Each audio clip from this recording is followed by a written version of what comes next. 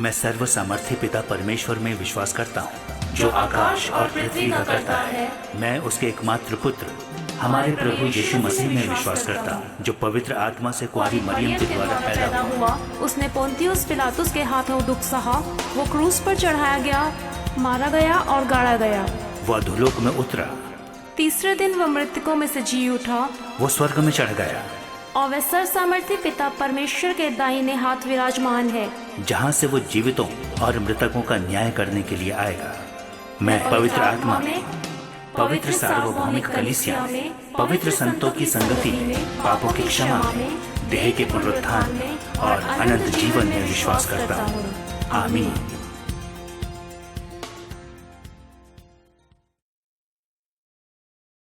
प्रत्येक मसीह परंपरा में किसी न किसी विशेष बात पर बल दिया जाता है। कुछ परंपराएं आराधना पर, कुछ धर्म शिक्षा और सत्य पर, कुछ सामाजिक सहभागिता और भले कार्यों पर, कुछ विश्वासियों की एकता पर और कुछ उत्साहपूर्ण मसीह जीवन पर बल देती हैं।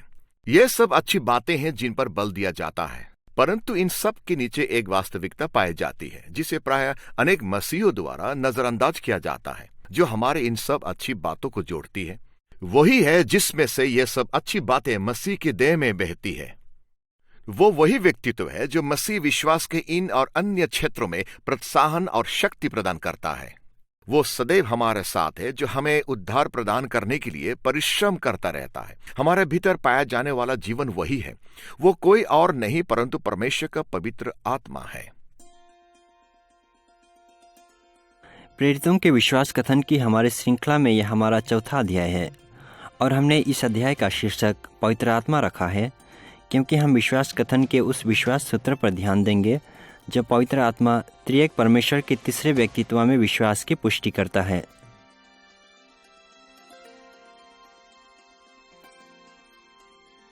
प्रेरितों का विश्वास कथन एक पंक्ति में पवित्र आत्मा के विषय को प्रत्यक्ष रूप से संबोधित करता है।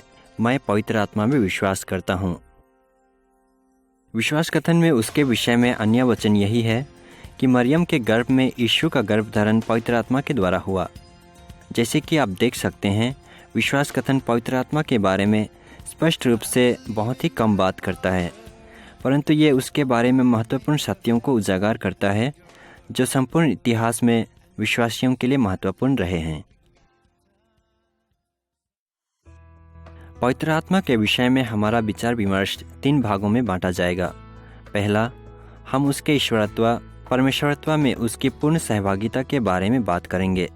दूसरा, हम उसके याजक पद को देखेंगे, ये ध्यान देते हुए कि पवित्र आत्मा एक सच्चा व्यक्तित्व है, न कि मात्र एक ईश्वरीय शक्ति।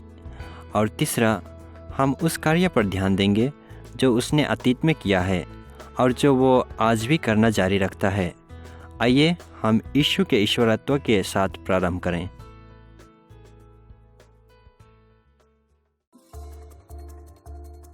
पवित्र आत्मा के ईश्वरत्व को जांचने के लिए हम 2 दिशाओं में देखेंगे। एक और हम देखेंगे कि प्रेरितों का विश्वास कथन आत्मा के ईश्वरत्व की पुष्टि करता है, और दूसरी ओर हम विश्वास कथन की शिक्षा के बाइबल आधार पर ध्यान देंगे। आइए ये देखने के द्वारा आरंभ करें कि किस प्रकार प्रेरितों का विश्वास कथन पवित्र आत्मा के ईश्वरत्व की पुष्टि करता है। जब पवित्र आत्मा के व्यक्तित्व के बारे में बात की जाती है तो एक प्रश्न जो लोग प्राय पूछते हैं वो ये है कि क्या कलीसिया ने सदैव पवित्र आत्मा के ईश्वरत्व की पुष्टि या उसका अंगीकार किया है या नहीं। और निश्चित रूप से हमारे पास उपलब्ध ऐतिहासिक प्रलेख में पाया जाता है कि नाइसिन विश्वास कथन और निसिया की परिषद ने आत्मा के व्यक्तित्व को पूर्ण रूप से स्पष्ट नहीं किया था, और इसलिए एक और परिषद बुलाई गई थी, और वो मैं सोचता हूं चालसीदोन की परिषद थी, जिसमें चालसीदोन की परिषद ने पुष्टि की कि पवित्र आत्मा की आराधना पुत्र के साथ पूर्ण ईश्वरीय रूप में की जानी चाहिए। इसी कारण कुछ लोग ये कहते हैं कलीसिया ने सदैव पवित्र आत्मा के ईश्वरत्व को नहीं माना है। मैं सोचता हूं कि यह गलत है। परिषदों का आयोजन कभी भी नई धर्म शिक्षाओं की रचना करने के लिए नहीं किया गया था। परिषदों का आयोजन सदैव झूठी शिक्षाओं के समक्ष कलीसिया की ऐतिहासिक और पारंपरिक शिक्षा को स्पष्ट करने के लिए जाता था, और इसलिए आप कह सकते हैं कि परिषदों की घोषणाओं के कारण हमारे पास इस बात पर विश्वास करने के बहुत ही अच्छा कारण है कि प्रेरितों के समय से लेकर प्रेरितीय अगुओं और कलीसिया के आरंभिक धर्म विज्ञानियों तक हम पवित्र आत्मा के ईश्वरत्व की शिक्षा को देख सकते हैं। आरंभ से ही हमें ये स्वीकार कर लेना चाहिए कि प्रेरितों का विश्वास कथन स्पष्ट रूप से नहीं दर्शाता कि पवित्र आत्मा ईश्वरीय है, परंतु ये अप्रत्यक्ष रूप से कम दो प्रकार से आत्मा के ईश्वरत्व की पुष्टि करता है। पहला, इसकी त्रिएक्या संरचना पवित्र आत्मा को महत्वपूर्ण रूपों में पिता और पुत्र के समान बनाती है, और दूसरा, यीशु के जन्म के विषय में विश्वास कथन का वर्णन दर्शाता है कि पवित्र आत्मा ईश्वरीय है। आइए हम विश्वास कथन की संरचना के साथ आरंभ करके इन दोनों विषयों पर ध्यान दें।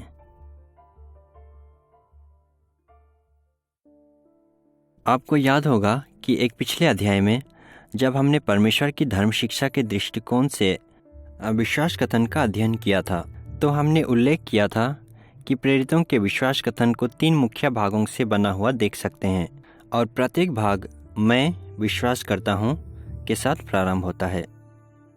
पहला भाग पिता परमेश्वर में विश्वास करने के विषय में बात करता है।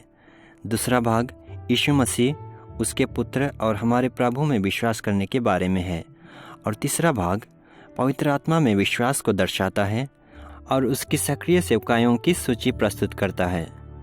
जिस प्रकार हमने पिछले अध्याय में देखा, प्रेरितों का विश्वास कथन समय दर समय विकसित हुआ है, और इसके पुराने प्रारूप बपतिस्मा से संबंधित स्थानीय विश्वास कथन थे।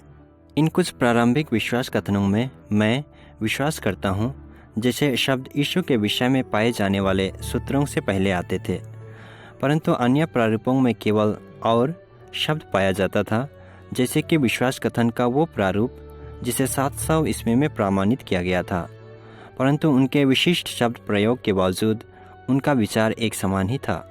विश्वास कथन को परमेश्वर के 3 व्यक्तित्वों के अनुसार विभाजित किया गया था, और इस विभाजन को कलीसिया के द्वारा सार्वभौमिक रूप से स्वीकार किया जा चुका है। ये त्रिएक्य विधि इस विश्वास को अभिव्यक्त करती है कि मात्र एक ही परमेश्वर है, और कि उसका अस्तित्व 3 व्यक्तित्वों में है, जिसे पिता, पुत्र और पवित्र आत्मा के व्यक्तित्वों में जाना जाता है। प्रारंभिक कलीसिया के अगुए फादर हिप्पोलिटस, जिसका जीवन काल 170 से 236 ईस्वी तक का था, ने स्पष्ट किया कि उसके समय में प्रयोग किए जाने वाले बपतिस्मा संबंधी विश्वास कथन में त्रिएक्य संरचना बहुत ही स्पष्ट पाई जाती थी। ये विश्वास कथन शायद एक स्थानीय विश्वास कथन के रूप में आरंभ हुआ, परंतु ऐसा प्रतीत होता है कि यह काफी प्रसिद्ध हो गया था। इसकी भाषा आधुनिक प्रेरितों के विश्वास कथन से काफी मिलती जुलती है, और बपतिस्मा संबंधी संस्कारों में इसका प्रयोग इसके दृढ़ त्रिएक्य महत्व को दर्शाता है। हिप्पोलिटस ने स्पष्ट किया कि एक व्यक्ति को 3 बार पानी में डुबोकर बपतिस्मा दिया जाता था। प्रत्येक डुबकी पर बपतिस्मा लेने वाले व्यक्ति को त्रिएकता के किसी एक व्यक्ति से संबंधित बपतिस्मा के विश्वास कथन के भाग की पुष्टि करनी होती थी। पहले वो व्यक्ति पिता से संबंधित विश्वास सूत्रों में विश्वास जाहिर करता था, फिर उसे डुबोया जाता था। फिर पुत्र से संबंधित विश्वास सूत्रों की पुष्टि की जाती थी, और तब दूसरी बार डुबोया जाता था, और अंत में पवित्र आत्मा से संबंधित विश्वास सूत्रों की पुष्टि, और फिर तीसरी एवं अंतिम बार डुबोया जाना। प्रारंभिक कलीसिया में इन और इन जैसी अन्य क्रियाओं के माध्यम से हम देख सकते हैं कि विश्वास कथन की संरचना जानबूझकर त्रिएकता के प्रत्येक व्यक्तित्व के ईश्वरत्व पवित्र आत्मा को दर्शाने के लिए बनाई गई थी।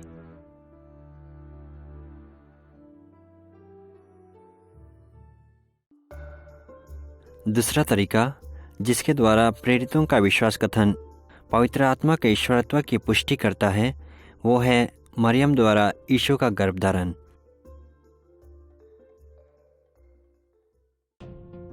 प्रेरितों का विश्वास कथन कहता है कि यीशु मसीह परमेश्वर का पुत्र पवित्र आत्मा के द्वारा पैदा हुआ। ये कथन स्पष्ट रूप से घोषणा नहीं करता कि पवित्र आत्मा पूर्ण रूप से ईश्वरीय है, परंतु ये इस विश्वास को बलपूर्वक दर्शाता है।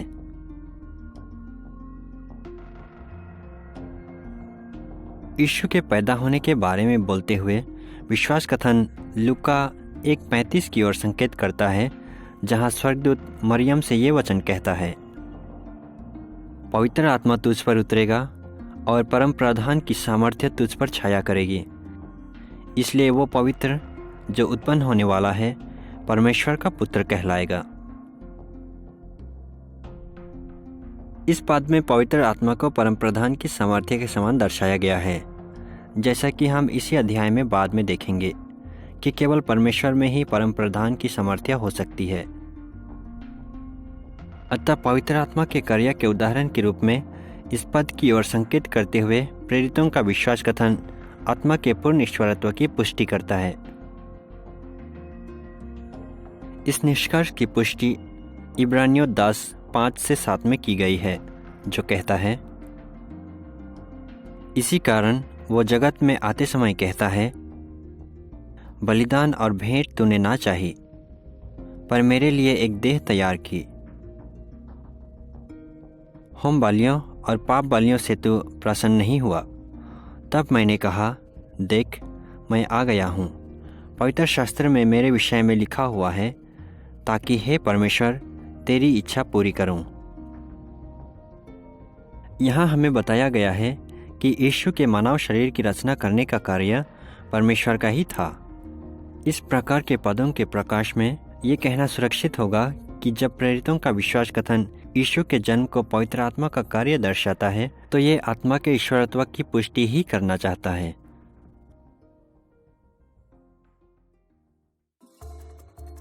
अब जब हमने देख लिया है कि किस प्रकार प्रेरितों का विश्वास कथन पवित्र आत्मा के ईश्वरत्व में विश्वास व्यक्त करता है, तो आइए हम जो ये कहता है उसके बाइबल पर आधार को देखें।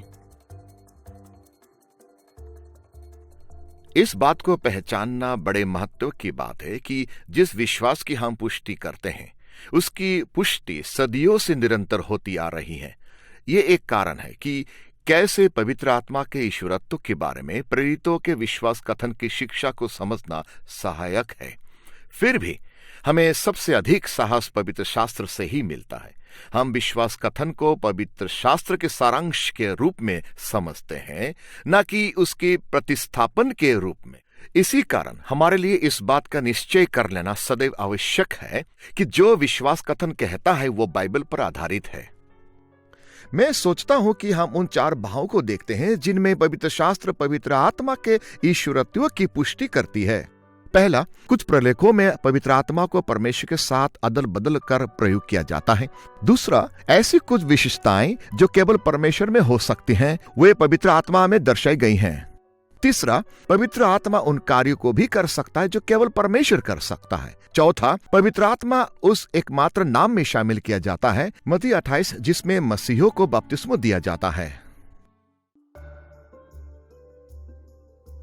पवित्र आत्मा के ईश्वरत्व पर विश्वास करने के लिए बाइबल का आधार कई रूपों में दर्शाया जा सकता है।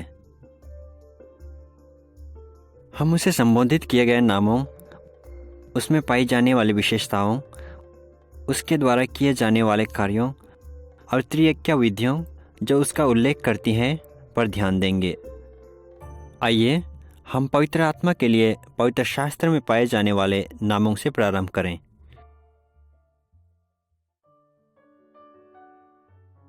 बाइबल में पवित्र आत्मा को अनेक नामों से संबोधित किया जाता है।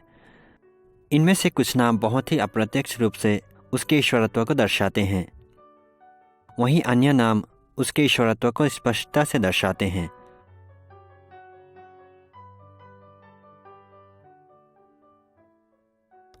शायद वो नाम जो सबसे अप्रत्यक्ष रूप से उसके ईश्वरत्व को दर्शाता है, वो नाम है पवित्र आत्मा। शब्द पवित्र का प्रयोग सृष्टि के उन पहलुओं के लिए किया जा सकता है जो किसी भी तरह से ईश्वरीय नहीं है। शब्द पवित्र सामान्यतः उन बातों को दर्शाता है जो उन जैसी अन्य बातों से भिन्न होती है, क्योंकि वे किसी न किसी तरह से परमेश्वर के लिए विशेष होती हैं। इसलिए शब्द पवित्र अपने आप में नहीं दर्शाता कि पवित्र आत्मा ईश्वरीय है।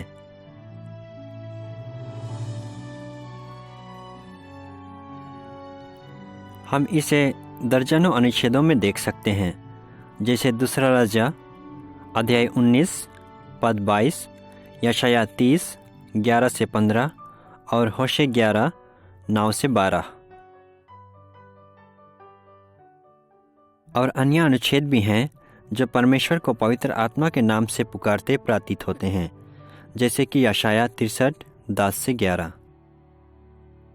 हम इस प्रकार के नामकरण को प्राचीन परंतु प्रेरणा रहित यहूदी साहित्य में पाते हैं, जैसे बुद्धि की पुस्तक के अध्याय 9 के पद 17 में। पुराने नियम की इस पृष्ठभूमि में नाम पवित्र आत्मा में ईश्वरत्व के आशय को देखना उचित है।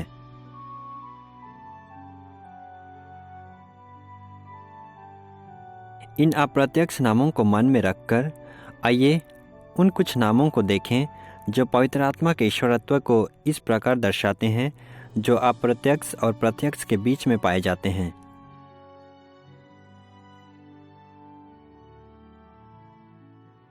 इन नामों में प्रभु का आत्मा, परमेश्वर का आत्मा, जीवित परमेश्वर का आत्मा पाए जाते हैं। इनके अतिरिक्त यीशु का आत्मा, मसीह का आत्मा, यीशु मसीह का आत्मा और तुम्हारे पिता का आत्मा, उसके पुत्र का आत्मा एवं उसका आत्मा जिसने यीशु को मृतकों में से जीवित किया। ये सब नाम ये दर्शाते हुए बताते हैं कि पवित्र आत्मा ईश्वरीय है, क्योंकि परमेश्वर पवित्र आत्मा से उसी प्रकार संयोजित है जिस प्रकार एक मनुष्य अपनी आत्मा से संयोजित है।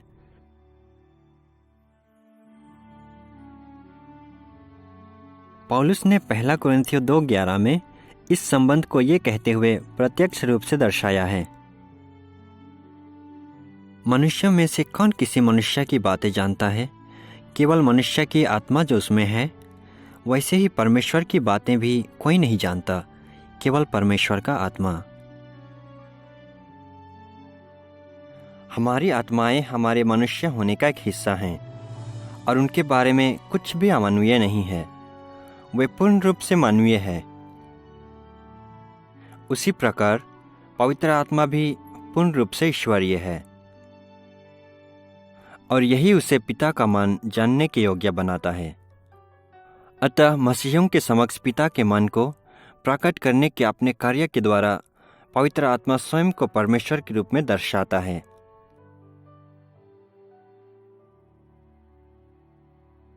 अंत में ऐसे कुछ अनुच्छेद हैं जो बहुत ही स्पष्ट एवं प्रत्यक्ष रूप में पवित्र आत्मा को परमेश्वर नाम के द्वारा दर्शाते हैं। प्रेरितों के काम 5:3 से 4 में हनन्याह को कहे गए पतरस के शब्दों को सुने। हे हनन्याह, शैतान ने तेरे मन में ये बात क्यों डाली कि तू पवित्र आत्मा से झूठ बोले और भूमि के दाम में से कुछ राख छोड़े? तू मनुष्य से नहीं परंतु परमेश्वर से झूठ बोला है। इस अनुच्छेद में पतरस ने पहले कहा था कि हनन्याह ने पवित्र आत्मा से झूठ बोला है, और फिर पतरस ने स्पष्ट किया कि उसका क्या अर्थ था जब उसने कहा कि हनन्याह ने परमेश्वर से झूठ बोला है। यहाँ प्रेरित पतरस ने स्पष्ट रूप से पवित्र आत्मा को परमेश्वर कहा। अतः जब हम उन नामों को देखते हैं जिनके द्वारा पवित्र शास्त्र में पवित्र आत्मा को संबोधित किया जाता है, तो हम देख सकते हैं कि उनमें से अधिकांश अप्रत्यक्ष एवं प्रत्यक्ष रूपों में उसके ईश्वरत्व को दर्शाते हैं।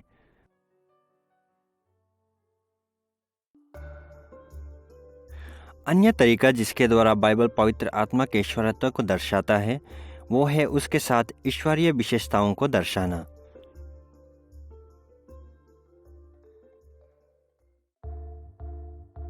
मसीही धर्म विज्ञानियों ने परमेश्वर के 2 भिन्न प्रकारों के चरित्र होने के बारे में पारंपरिक रूप से बात की है। वे हैं सूचनीय चरित्र एवं असूचनीय चरित्र।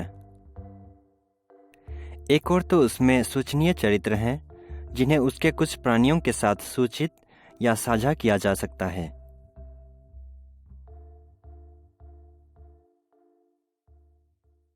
उदाहरण के तौर पर परमेश्वर में विवेक या तर्क का चरित्र पाया जाता है जिसे वो मनुष्यों को बताता व उनके साथ साझा करता है। नश्वर प्राणियों के रूप में मनुष्य परमेश्वर के तर्क या विवेक को पूरी तरह से समझ नहीं सकते, परंतु फिर भी हमारे भीतर विवेकपूर्ण या तर्कपूर्ण रूप में सोचने की क्षमता है। निसंदेह इसका अर्थ ये नहीं है कि हम ईश्वरीय हैं। ये प्रमाणित करता है कि हमें एक विवेकपूर्ण परमेश्वर के द्वारा रचा गया है, जिसने विवेक की अपने चरित्र को काफ़ी मात्रा में हमें प्रदान किया है। हमारा विवेक उसी के विवेक से निकलता है। हम विवेक के उसी के चरित्र को दर्शाते हैं क्योंकि हम उसी के द्वारा रचे गए प्राणी हैं।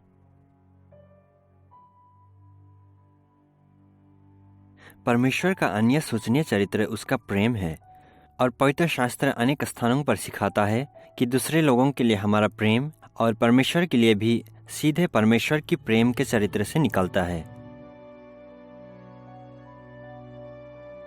हम इसे गलातियों 5:22, इफिसियों 5:1, 2 तीमुथियुस 1:7 और 1 यूहन्ना 4:7 से 21 जैसे स्थानों में देखते हैं।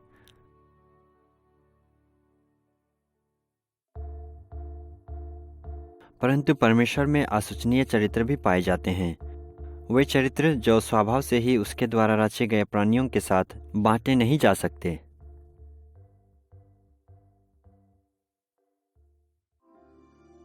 परमेश्वर के सबसे जाने माने असूचनीय चरित्र ये हैं: सर्वज्ञता,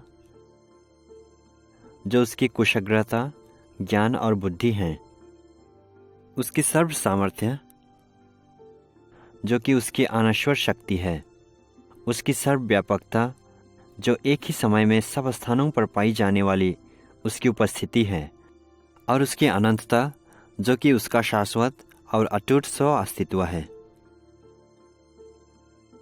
चूँकि परमेश्वर के असूचनीय चरित्र केवल उसी में पाए जा सकते हैं, इसलिए हम ये दिखाकर कि उसमें ये सब पाए जाते हैं साबित कर सकते हैं कि पवित्र आत्मा परमेश्वर है। और जब हम पवित्र शास्त्र का सर्वेक्षण करते हैं तो पाते हैं कि वास्तव में उसमें ये सब पाए जाते हैं। सबसे पहले पवित्र आत्मा की सर्वज्ञता पर ध्यान दें। पवित्र शास्त्र कहता है कि आत्मा पूर्ण रूप से परमेश्वर के मन को जानता है। हम इस विचार को इफिसियों 1:17 और 1 कुरिन्थियों 2:10-11 में पाते हैं। निसंदेह परमेश्वर का मन अनश्वर है और उसे जानने के लिए वैसे ही एक अनश्वर मन की आवश्यकता होती है। परमेश्वर के सर्वज्ञ मन को जानने की पवित्र आत्मा की योग्यता के द्वारा स्वयं पवित्र आत्मा सर्वज्ञ होने के रूप में प्रमाणित हो जाता है, और क्योंकि वो सर्वज्ञ है तो वो अवश्य ही परमेश्वर है।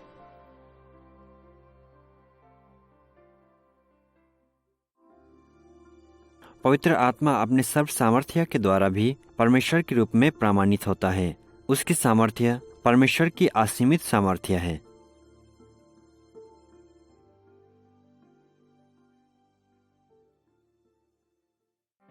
पवित्र शास्त्र में अनेक अनुच्छेद पवित्र आत्मा की शक्ति के बारे में बात करते हैं, जैसे कि 1 शमूएल 10:6, रोमियो 15:19, 1 कुरिन्थियों 12:11 और 1 थिस्सलुनीकियों 1:5।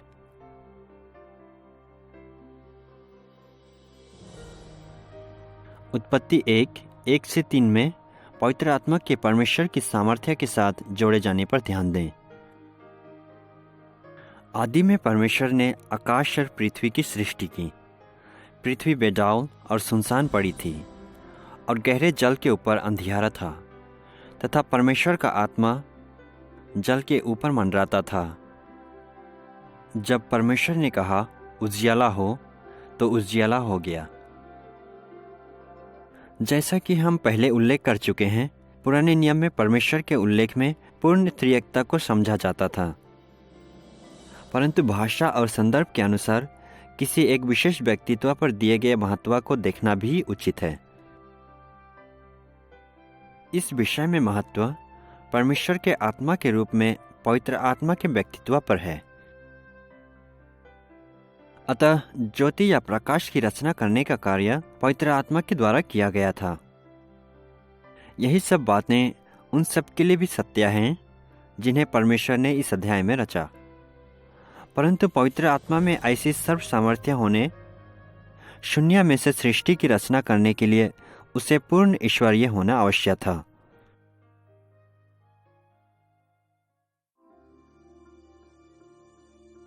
अन्य असूचनीय चरित्र जो पवित्र आत्मा में पाया जाता है वो है सर्वव्यापकता।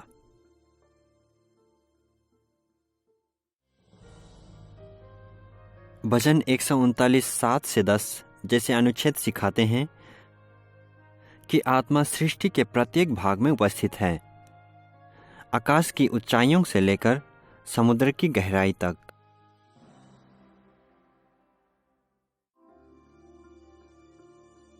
और पवित्र आत्मा में अनंतता का चरित्र भी पाया जाता है।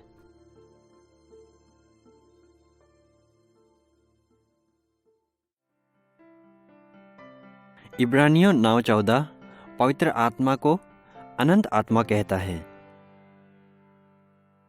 अर्थात उसका अस्तित्व सदैव से रहा है और सदैव अस्तित्व में रहेगा।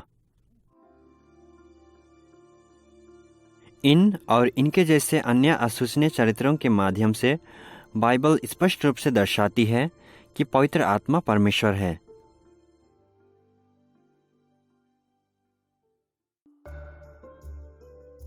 पवित्र आत्मा के ईश्वरत्व के लिए पवित्र शास्त्र में तीसरा प्रमाण वो कार्य है जो वो करता है। हम पवित्र आत्मा के कार्य की जांच और भी गहराई से इस अध्याय के बाद में करेंगे। इस समय हम उसके कुछ कार्यों को सरसरी नज़र से देखेंगे, ये जानने के लिए कि किस प्रकार वे उसके ईश्वरत्व को प्रदर्शित करते हैं। इस बात को प्रमाणित करने का एक भाग पवित्र शास्त्र में उसके कार्यों को देखना है। परमेश्वर का आत्मा वो है जो हमें मसीह से जोड़ता है, नया जीवन प्रदान करता है, पुनरुत्थान लेकर आता है, सृष्टि की रचना में सम्मिलित होता है।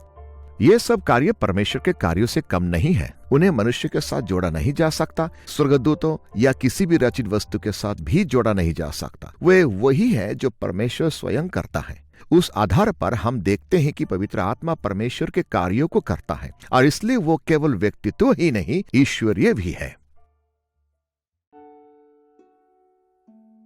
पवित्र आत्मा ऐसे अनेक कार्य करता है जिन्हें बाइबल दर्शाती है कि केवल परमेश्वर ही कर सकता है, और वे ईश्वरीय सामर्थ्य एवं चरित्रों को भी दर्शाते हैं।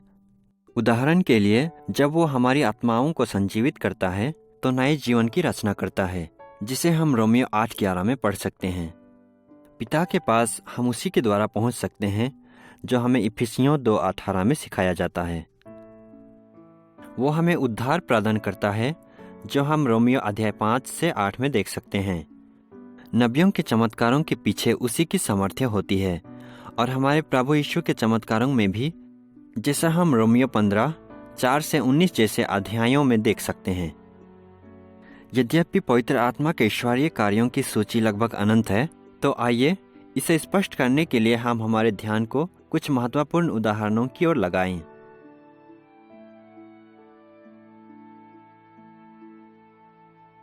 पहली बात यह है कि पवित्र आत्मा ने पवित्र शास्त्र के लिखे जाने को प्रेरित किया है, जो कि परमेश्वर का वचन है। और इस बात को पहचानने के द्वारा कि पवित्र आत्मा का वचन ही परमेश्वर का वचन है, हम मान लेते हैं कि पवित्र आत्मा स्वयं परमेश्वर है। हम इस विचार को मत्ती 10:20, यूहन्ना 3:34, प्रेरितों के काम 1:16 एवं 4:31 और इफिसियों 6:17 में पाते हैं।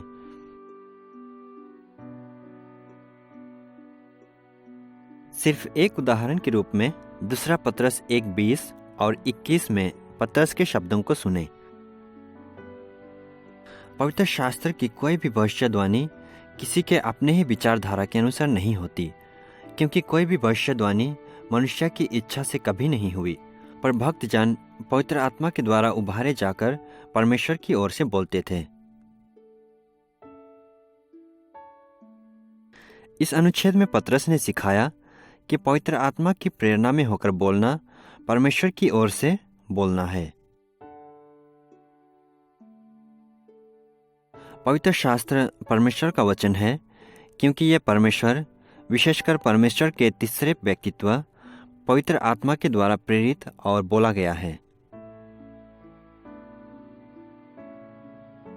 अन्य उदाहरण के रूप में परामर्शदाता या सहायक के रूप में पवित्र आत्मा का कार्य दर्शाता है कि वह ईश्वरीय है।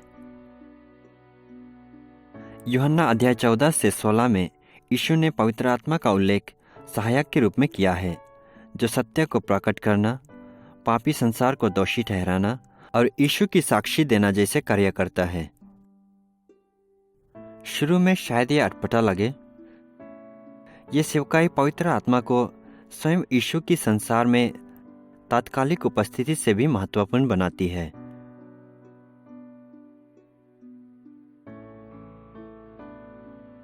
जिस प्रकार यूहन्ना 16:7 में यीशु ने कहा,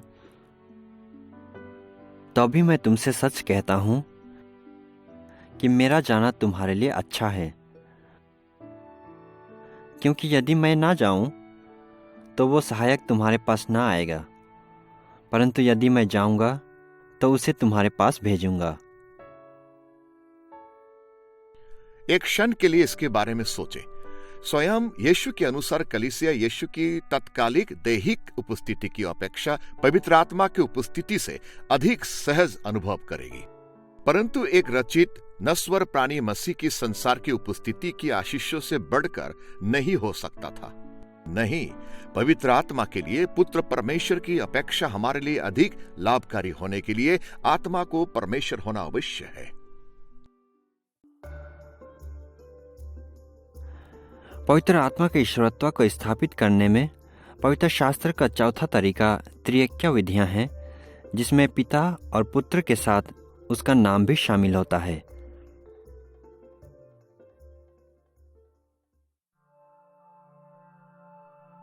त्रिएक्य विधि पवित्र शास्त्र का वो अनुच्छेद है जो त्रिएकता के तीनों व्यक्तित्वों का उल्लेख स्पष्ट रूप से समान आधार पर करता है, उनमें परस्पर सहयोग को दर्शाते हुए।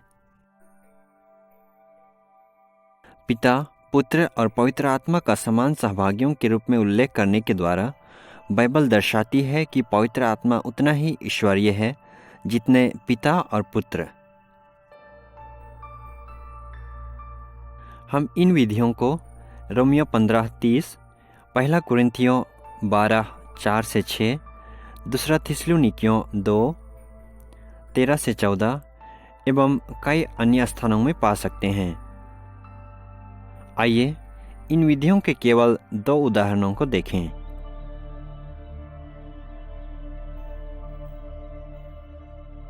पहला उदाहरण मत्ती 28:19 में पाया जाता है, जहां यीशु ने ये आज्ञा दी,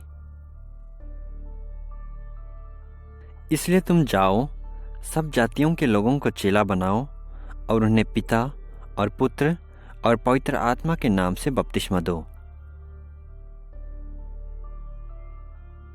इस विधि में यीशु ने दर्शाया कि बपतिस्मा त्रिएकता के तीनों व्यक्तित्वों के नाम या अधिकार से दिया जाए।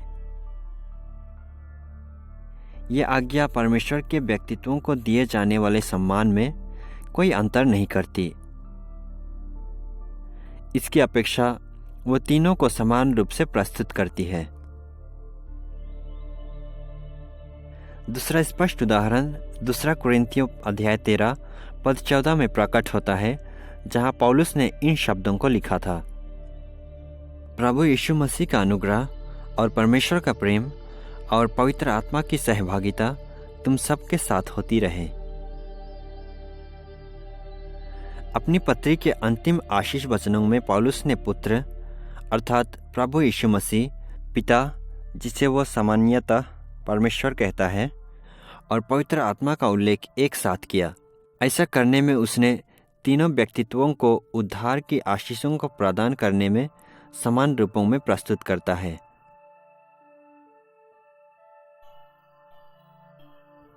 इस प्रकार की विधियां दर्शाती हैं कि पवित्र आत्मा परमेश्वरत्व में एक समान व्यक्तित्व है।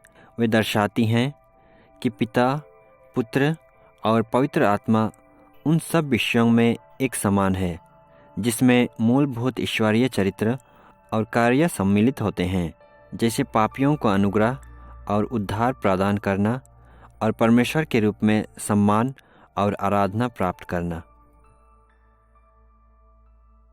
त्रिएकता की मसीह शिक्षा सिखाती है कि एक परमेश्वर तीन व्यक्तित्वों के रूप में अस्तित्व की एकता के रूप में पाया जाता है।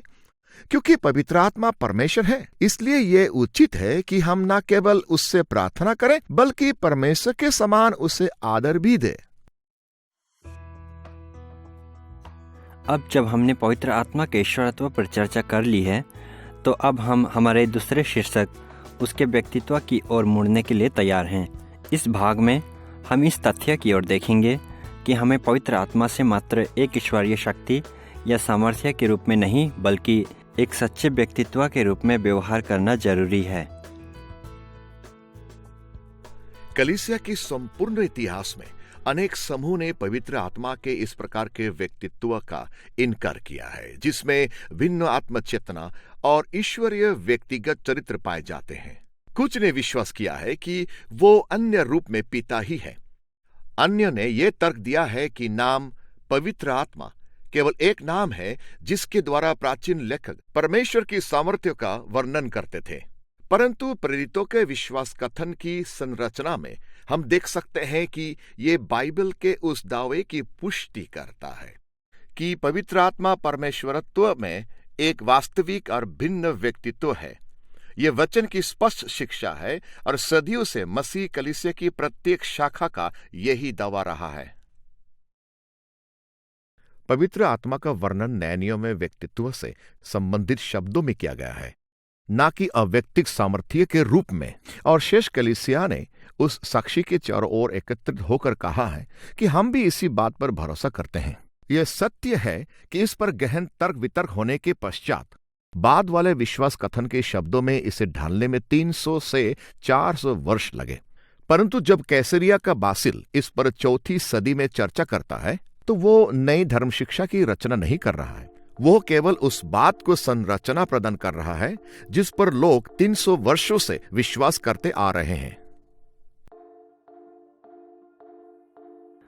प्रारंभ से हमें ये स्वीकार कर लेने की जरूरत है कि प्रेरितों का विश्वास कथन इन विषयों को स्पष्ट रूप से नहीं दर्शाता है।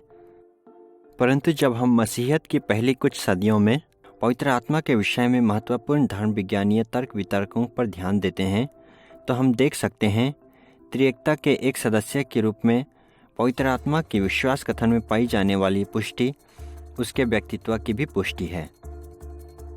शेष बाइबल आधारित मसीहत के साथ प्रेरितों का विश्वास कथन भी परमेश्वर के आत्मा के मात्र शक्ति या ईश्वरीय सामर्थ्य में निर्व्यक्तिकरण को ठुकरा देता है। पवित्र आत्मा के व्यक्तित्व की विश्वास कथन की पुष्टि के बाइबल आधार पर हमारी चर्चा 3 भागों में विभाजित होगी। पहला, हम उन व्यक्तिगत चरित्रों को देखेंगे जो पवित्र आत्मा में पाए जाते हैं। दूसरा, हम पिता और पुत्र से उसकी व्यक्तिगत भिन्नता पर ध्यान देंगे। और तीसरा, हम त्रिएकता के अन्य सदस्यों के साथ उसके व्यक्तिगत संबंध का वर्णन करेंगे। हम उन चरित्रों के साथ प्रारंभ करेंगे जो प्रमाणित करते हैं कि पवित्र आत्मा एक पूर्ण व्यक्तित्व है।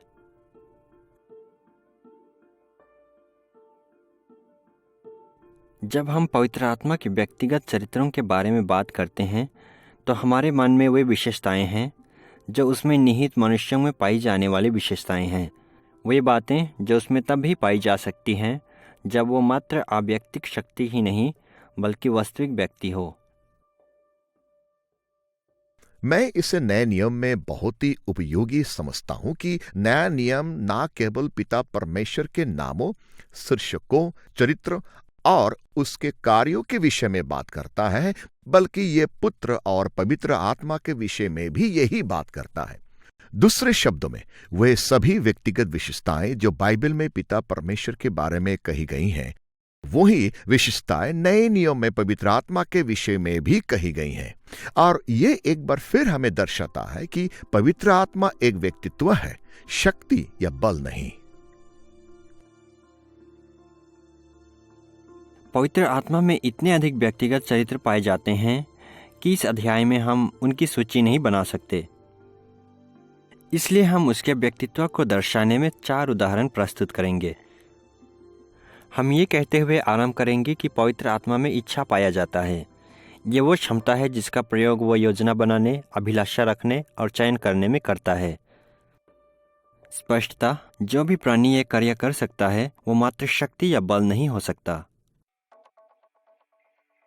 उसकी इच्छा के एक उदाहरण के रूप में 1 कोरिन्थियों 12:11 पर ध्यान दें, जहां पौलुस आत्मिक वरदानों के वितरण के बारे में बात करता है।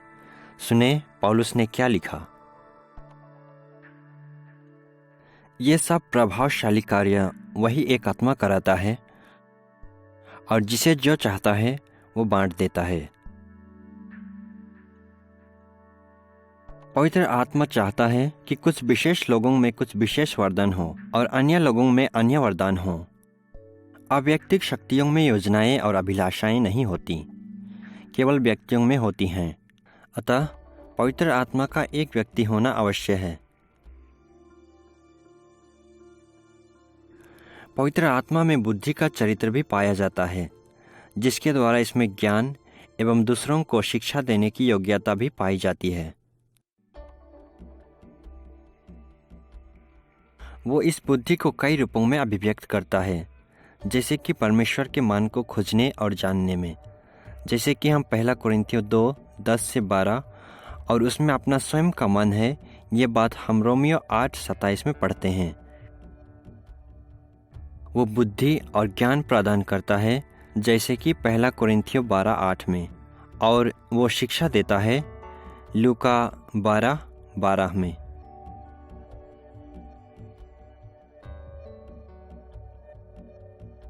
स्वयं यीशु ने आत्मा की बुद्धि के विषय में यूहन्ना 14:26 में बात की थी।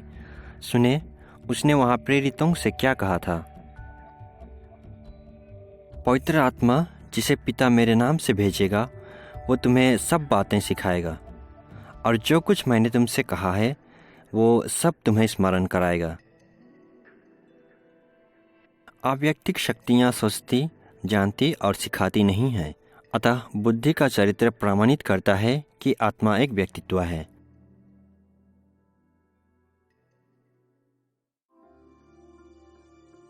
पवित्र आत्मा में भावनाएं, आंतरिक संवेदनाएं और स्नेह पाए जाते हैं, जिनकी अभिव्यक्ति वो दूसरे लोगों और घटनाओं के प्रत्युत्तर में करता है।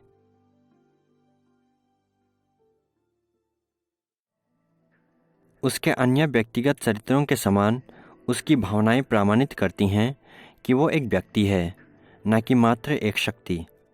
उदाहरण के तौर पर पवित्र आत्मा के प्रेम का उल्लेख रोमियो 15:30 में किया गया है। उसके आनंद के विषय में 1 थिस्सलुनीकियों 1:6 में कहा गया है।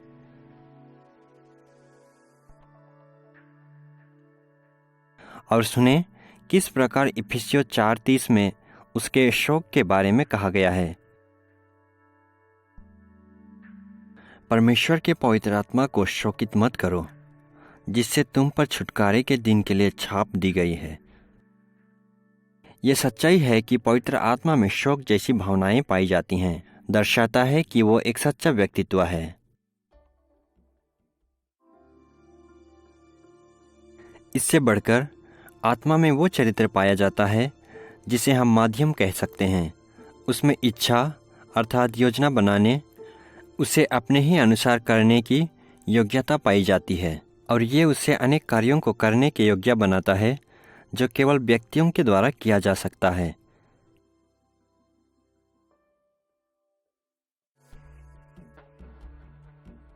उदाहरण के तौर पर यूहन्ना 15:26 और रोमियो 8:16 में साक्षी देता है। फिलिपियों 2:1 में वो हमारे साथ संगति करता है, और प्रेरितों के काम अध्याय 8:29 और 13:2 में बात करता है और आज्ञा देता है।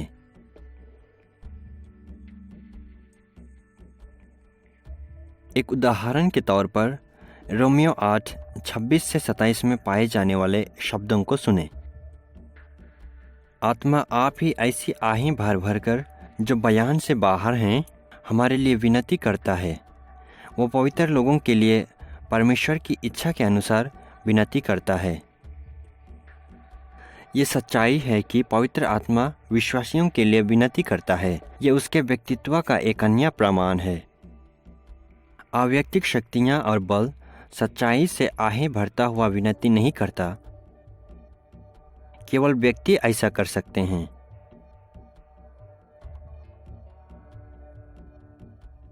चार्ल्स स्पर्जन 1834 से 1892 तक के जीवन काल में रहने वाला महान बैप्टिस्ट प्रचारक रोमियो 8:26 से 27 पर आधारित अपने संदेश पवित्र आत्मा की मध्यस्थता में ये कहता है।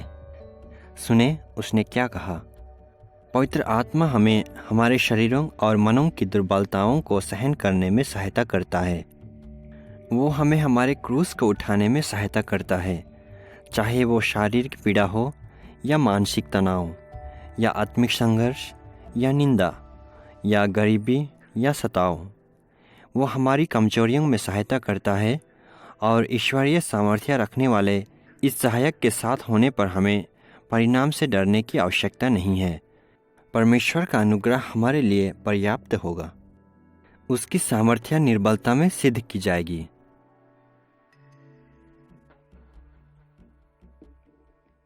ये जानना उत्साहपूर्ण है कि कोई मेरे अंदर कार्य करता है, वो मेरे से बहुत अधिक सामर्थी है और मैं कभी असहाय या गुलामी में महसूस करूं, वो केवल भावनाओं की बात है, वो सच्चाई नहीं है। परमेश्वर के सर्वसामर्थी पवित्र आत्मा मुझे मसीह के स्वरूप में बनाने हेतु कार्य में लगा हुआ है।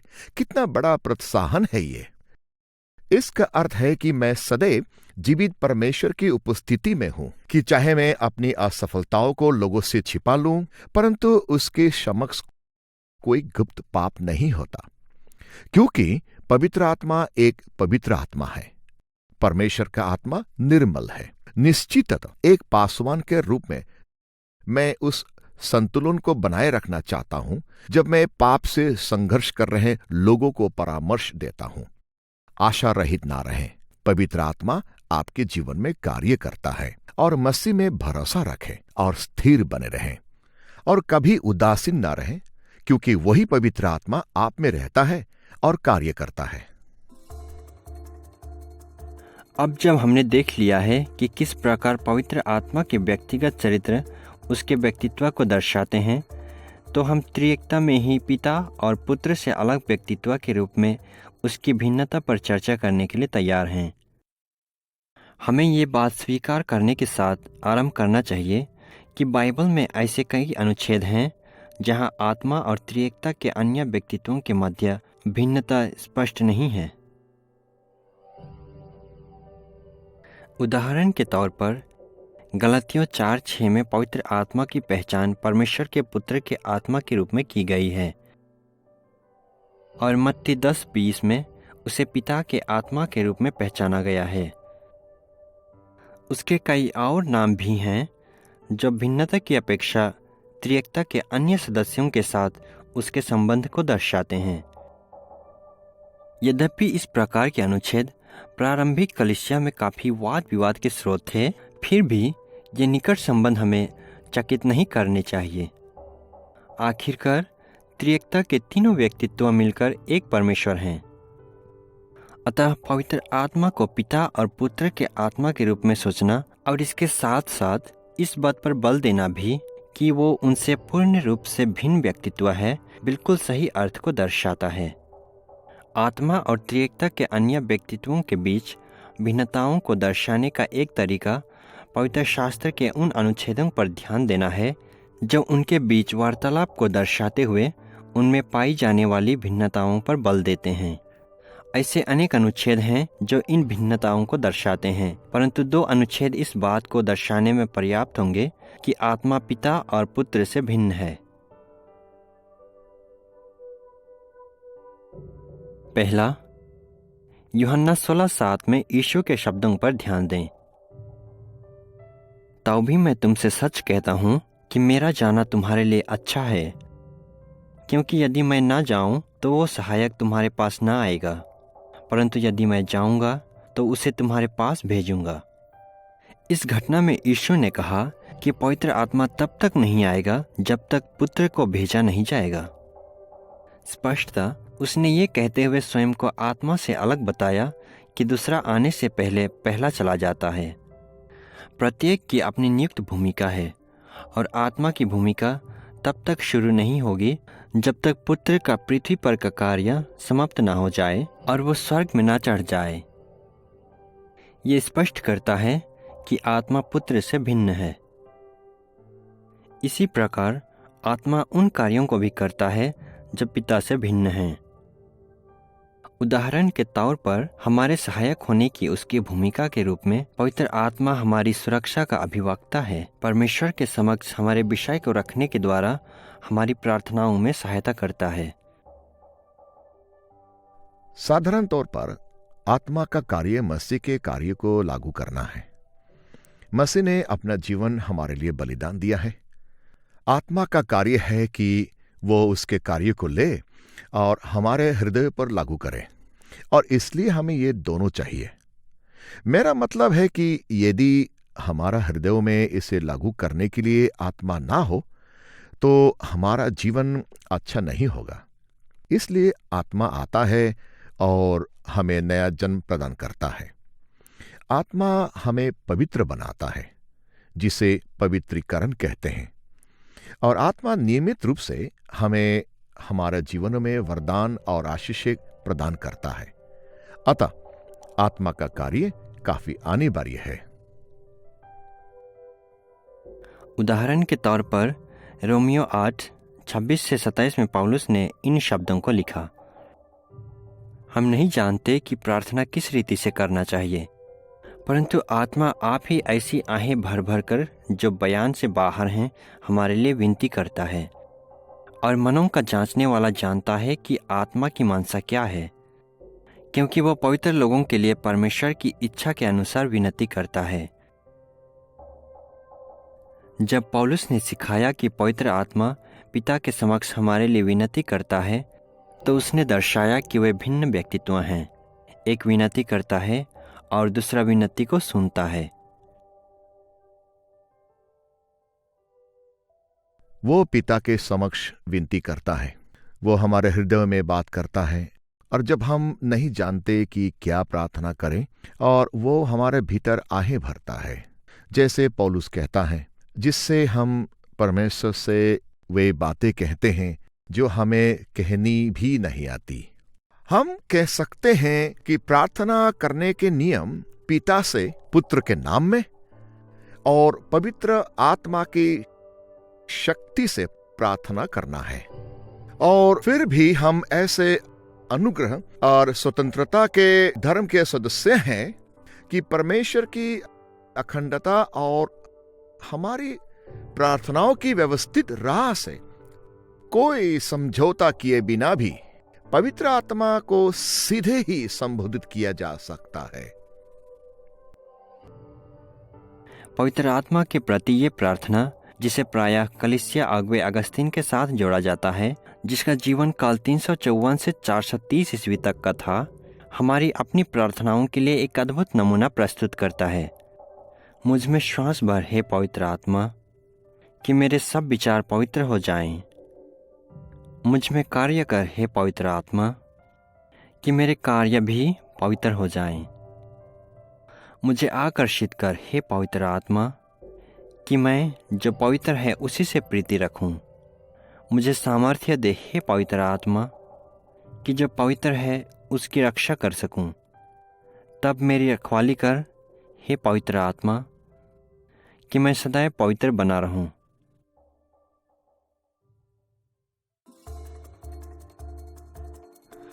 पवित्र आत्मा के व्यक्तित्व के विषय में उसके व्यक्तिगत चरित्रों एवं पिता और पुत्र से उसकी भिन्नता के आधार पर बात करने के बाद, आइए त्रिएकता के दूसरे व्यक्तित्वों के साथ उसके संबंध पर ध्यान दें।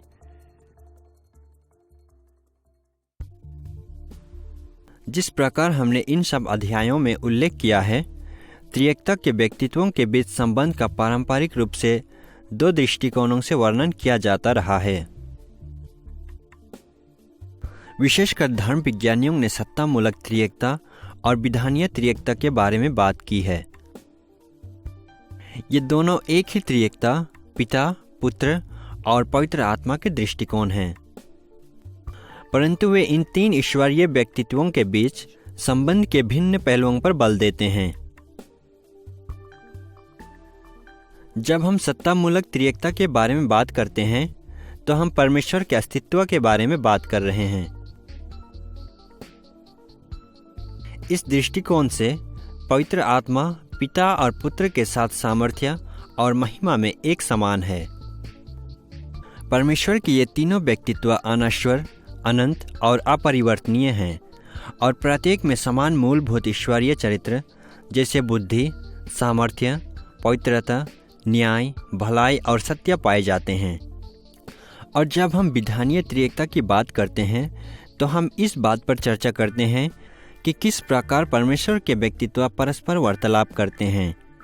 इस दृष्टिकोण से परमेश्वरत्व के प्रत्येक व्यक्तित्व में भिन्न उत्तरदायित्व, भिन्न अधिकार और भिन्न भूमिका पाई जाती है। आत्मा का अधिकार पिता और पुत्र के उच्चतर अधिकार के अधीन होता है और आत्मा की भूमिका विशालतः उनके निर्देशों को पूरा करना और उन्हें महिमा प्रदान करना होता है। जहां परमेश्वर है वहां आत्मा भी है। उसका आत्मा उसकी उपस्थिति और कार्य दोनों को दर्शाता है। इसलिए जब आप देखते हैं कि किस प्रकार परमेश्वर अपनी सृष्टि से संबंध बनाता है तो पवित्र आत्मा के बिना उसका वर्णन करना असंभव है। पवित्र आत्मा परमेश्वर की विधानीय देखभाल और प्रेम का दूत है। मसीही धर्म विज्ञान में सत्तामूलक त्रिएकता और विधानीय त्रिएकता दोनों में पवित्र आत्मा को तीसरा व्यक्तित्व कहा जाता है। वो सत्तामूलक त्रिएकता का तीसरा व्यक्तित्व है क्योंकि वह पिता के श्वास द्वारा निकला है जो पहला व्यक्तित्व है और पुत्र के द्वारा जो दूसरा व्यक्तित्व है।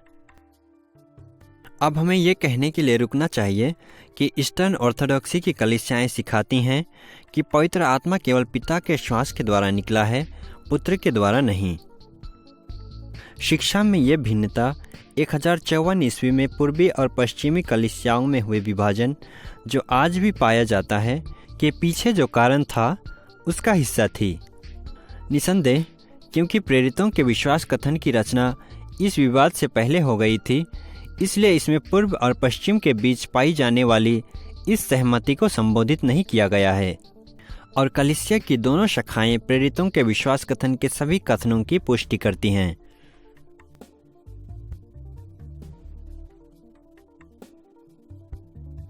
विधानीय त्रिएकता के संबंध में पवित्र आत्मा को तीसरा व्यक्तित्व कहा जाता है क्योंकि पिता और पुत्र दोनों के अधीन उसकी श्रेणी तीसरी है।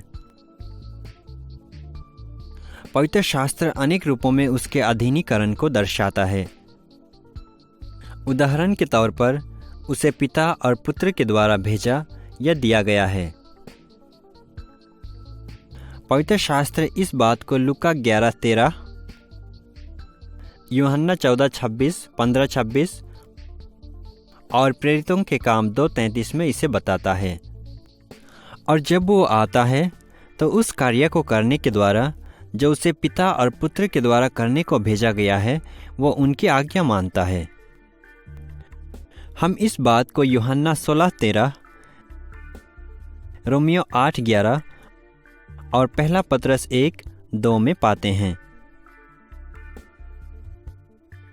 निसंदेह जब हम ये भी कहते हैं कि विधानीय त्रिएकता के दृष्टिकोण से पवित्र आत्मा के पास सबसे नीची श्रेणी है, तो इस बात पर बल देना महत्वपूर्ण है कि वो फिर भी पूर्ण परमेश्वर है और सृष्टि के प्रत्येक पहलू पर उसका संपूर्ण सर्वोच्च अधिकार है। इससे बढ़कर त्रिएकता में परस्पर भिन्नता का भाव भी पाया जाता है क्योंकि जो एक व्यक्तित्व करता है वे सब करते हैं। अतः पिता और पुत्र द्वारा पवित्र आत्मा के अधीनीकरण का अर्थ ये नहीं कि वो किसी प्रकार से उनसे निम्न है, वो नहीं है। अपने मूलभूत ईश्वरत्व में वो उनके समान है।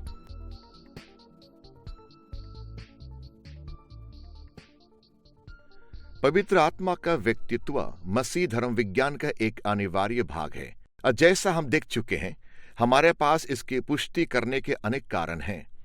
पवित्र आत्मा में वे सब चरित्र पाए जाते हैं जो उसे एक भिन्न स्वचेतन व्यक्तित्व के रूप में दर्शाते हैं, और पिता एवं पुत्र के साथ उसके संबंध या वार्तालाप किसी संशय को नहीं छोड़ते कि वो एक जीवंत व्यक्तित्व है, न कि एक बुद्धि रहित शक्ति या बल।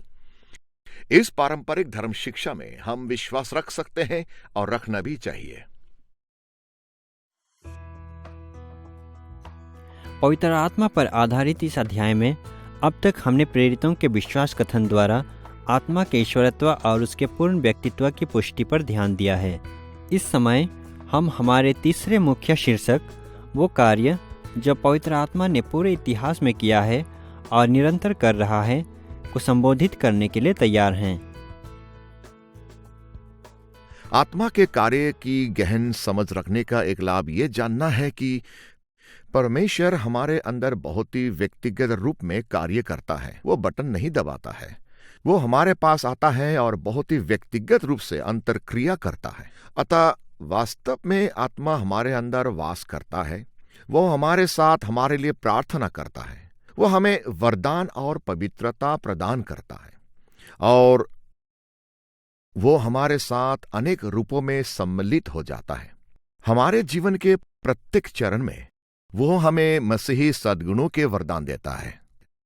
जैसे कि पौलुस गलातियों में कहता है, वो कलीसिया में सेवा के लिए अनेक वरदान देता है, और ये सब हमारे अंदर आत्मा के माध्यम से परमेश्वर का कार्य है।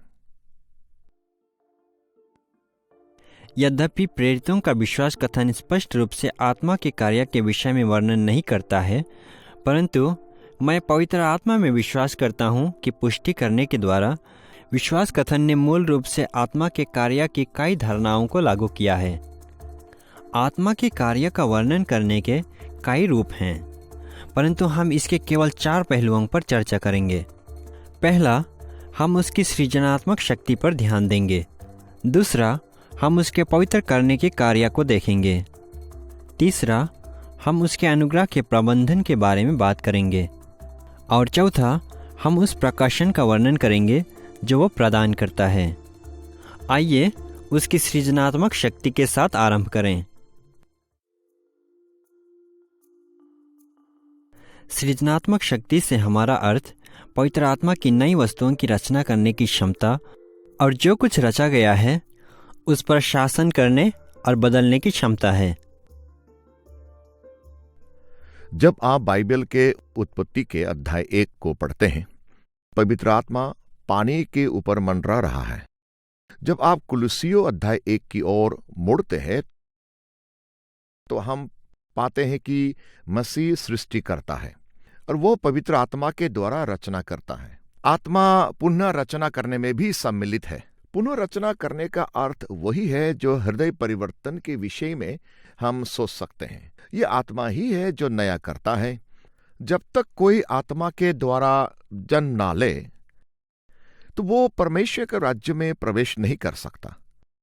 परंतु आत्मा हमें व्यक्तिगत रूप से नया करने में ही कार्यरत नहीं है, परंतु ब्रह्मांड को नया करने में भी कार्यरत है।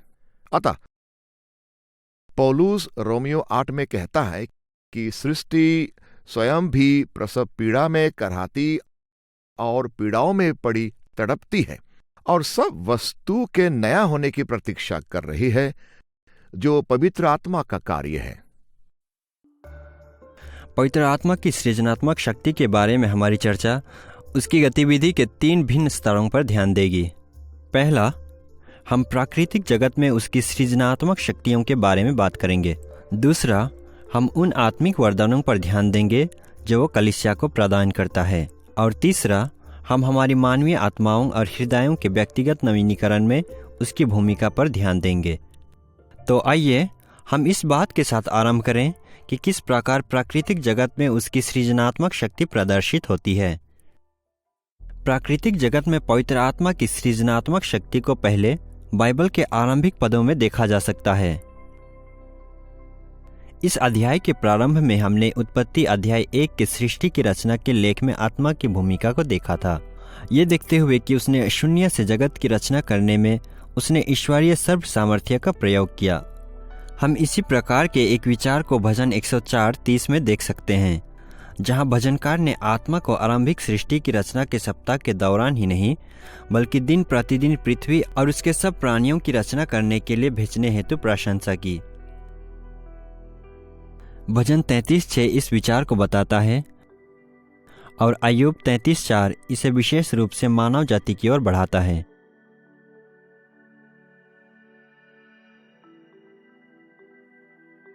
एक उदाहरण के रूप में भजन 104:30 के शब्दों को सुने। फिर तू अपनी ओर से सांस भेजता है और वे सिरजे जाते हैं, और तू धरती को नया कर देता है। इस पद में भजनकार संपूर्ण सृष्टि की रचना जिस प्रकार हुई है उसके प्रति अपनी समझ को व्यक्त करता है, और उसने इन सब को परमेश्वर के आत्मा पवित्र आत्मा के साथ जोड़ा है। प्राकृतिक जगत में पवित्र आत्मा की सृजनात्मक शक्ति को पवित्र शास्त्र में उसकी शक्ति से किए गए चमत्कारों में भी देखा जा सकता है।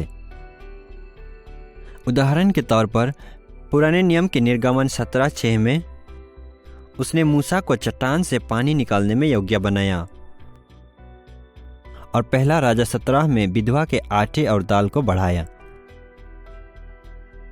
नए नियम में मत्ती अध्याय 14 में उसने 5,000 लोगों को और मत्ती अध्याय 15 में 4,000 लोगों को भोजन करवाने हेतु यीशु को भोजन को बढ़ाने में सक्षम बनाया।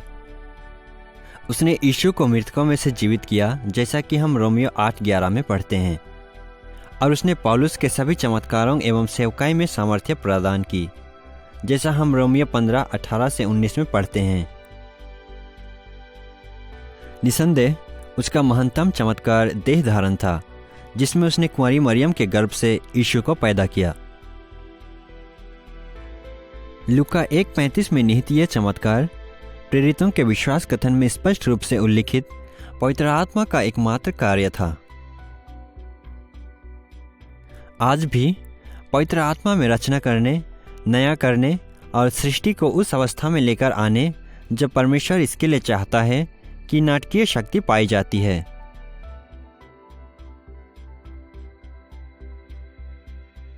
वास्तव में उसके द्वारा संसार का नवीनीकरण तब तक पूरा नहीं होगा जब तक मनुष्य जाति के पाप में पतन के प्रभावों को पूरी तरह से उलट न दे। उत्पत्ति अध्याय 3 हमें बताता है कि जब आदम और हव्वा ने भले और बुरे के ज्ञान के वृक्ष वाला प्रतिबंधित फल खाया तो परमेश्वर ने उन्हें श्रापित किया, और क्योंकि मानव जाति को संपूर्ण पृथ्वी पर उसके प्रतिनिधियों के रूप में अधिकार दिया गया है,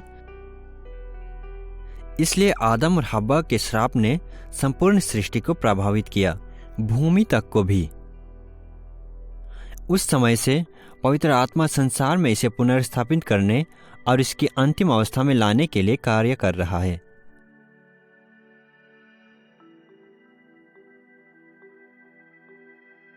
और परिणाम नया स्वर्ग और नई पृथ्वी होगा, जिसे हम यशाया 65:17 और 66:22,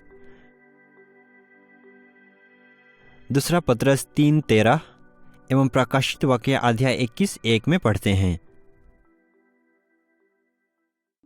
अब जब हमने प्राकृतिक जगत में पवित्र आत्मा की सृजनात्मक शक्ति को देख लिया है, तो हम ये देखने के लिए तैयार हैं कि वो कलीसिया को आत्मिक वरदान प्रदान करने के लिए अपनी सृजनात्मक शक्ति का प्रयोग किस प्रकार करता है। जब हम आत्मिक वरदानों की बात करते हैं तो हमारे मन में अप्राकृतिक उद्गम की वे क्षमताएं होती हैं जो पवित्र आत्मा कलीसिया के निर्माण के उद्देश्य के लिए लोगों को प्रदान करता है। आत्मा उन लोगों को नई क्षमताएं प्रदान करने के द्वारा या पहले से पाई जाने वाली क्षमताओं को ग्रहण करने वाले व्यक्ति की स्वाभाविक प्रतिभाओं या अनुभव से भी अधिक बढ़ाने के द्वारा इन वरदानों की रचना करता है जिनके पास ये नहीं थे।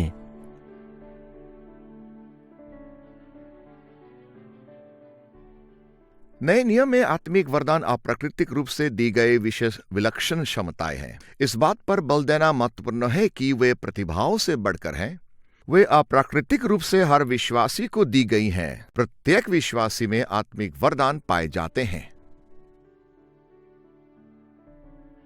प्रारंभिक कलीसिया में पवित्र आत्मा द्वारा दिए गए वरदानों के प्रकारों की सूचियां रोमियो अध्याय 12, पहला कोरिन्थियों अध्याय 12 और इफिसियों अध्याय 4 जैसे स्थानों में पाई जा सकती हैं। इनमें से कुछ वरदान प्राकृतिक प्रतिभाओं या सामान्य मानवीय क्षमताओं जैसे लगते हैं। ये वे क्षमताएं हैं जो किसी हद तक कलीसिया से बाहर के लोगों में भी पाई जाती हैं, केवल इसलिए कि उन्हें परमेश्वर के स्वरूप में रचा गया है। ऐसे वरदान जैसे बुद्धि, ज्ञान, सेवा, शिक्षण, प्रोत्साहन, उदारता, अगुवाईपन और दया। परंतु अन्य आत्मिक वरदानों में स्पष्टता प्रत्यक्ष अप्राकृतिक उद्गम पाया जाता है, जैसे चंगाई और चमत्कारी शक्तियाँ। और कुछ ऐसे वरदान भी हैं जो प्राकृतिक और अप्राकृतिक के बीच संतत्यक पर कहीं पड़े रहते हैं, जैसे भविष्यवाणी, अन्य भाषाओं में बोलना और आत्माओं को पहचानना। अब सभी मसीही सहमत होते हैं कि पवित्र आत्मा कलीसिया को अप्राकृतिक वरदान प्रदान करता है, परंतु इस सामान्य सहमति में अनेक छोटे मोटे दृष्टिकोण पाए जाते हैं जो एक दूसरे से भिन्न प्रतीत होते हैं। कुछ कलीसियाएं अवसानवादी दावे को मानती हैं, ये विश्वास करते हुए कि आधुनिक युग में पवित्र आत्मा केवल वही वरदान प्रदान करता है जो प्राकृतिक प्रतिभाओं जैसे लगते हों। चमत्कारी वरदानों का बंद हो गया माना जाता है, शायद प्रेरितिक युग के बाद या वचन का कैनन बंद हो जाने के साथ। अन्य कलीसियाएं निरंतरवादी दावे को मानती हैं। वे मानती हैं कि पवित्र आत्मा आज भी वे सभी वरदान प्रदान करता है जो नए नियम में पाए जाते हैं। इस समूह में इस बात पर अनेक दृष्टिकोण पाए जाते हैं कि कौन से वरदान मसीही व्यक्ति प्राप्त कर सकता है। इन दोनों पक्षों के बीच में अनेक संतुलित दृष्टिकोण पाए जाते हैं। संतुलित कलीसियाएं विश्वास करती हैं कि पवित्र आत्मा आज भी जब चाहे तब चमत्कारी वरदान प्रदान कर सकता है, परंतु वे इस बात पर बल नहीं देते कि आत्मा को सदैव हर प्रकार का वरदान कलीसिया को देना जरूरी है। ये कलीसियाएं पवित्र आत्मा के किसी भी रूप में और किसी भी समय में कार्य करने की स्वतंत्रता पर बल देती हैं। परंतु एक बात जो इन सभी समूहों में पाई जाती है वो ये धारणा है कि पवित्र आत्मा कलीसिया के लाभ के लिए अपने लोगों को कम से कम कुछ वरदान तो देता ही है।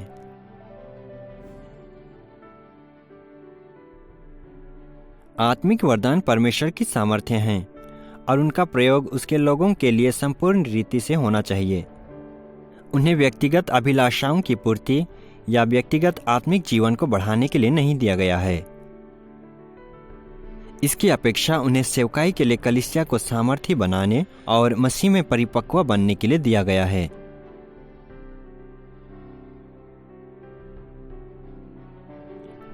हम इस बात को रोमियो 12:4-5, पहला कोरिन्थियों 12:7 और इफिसियों 4:7-16 में देखते हैं।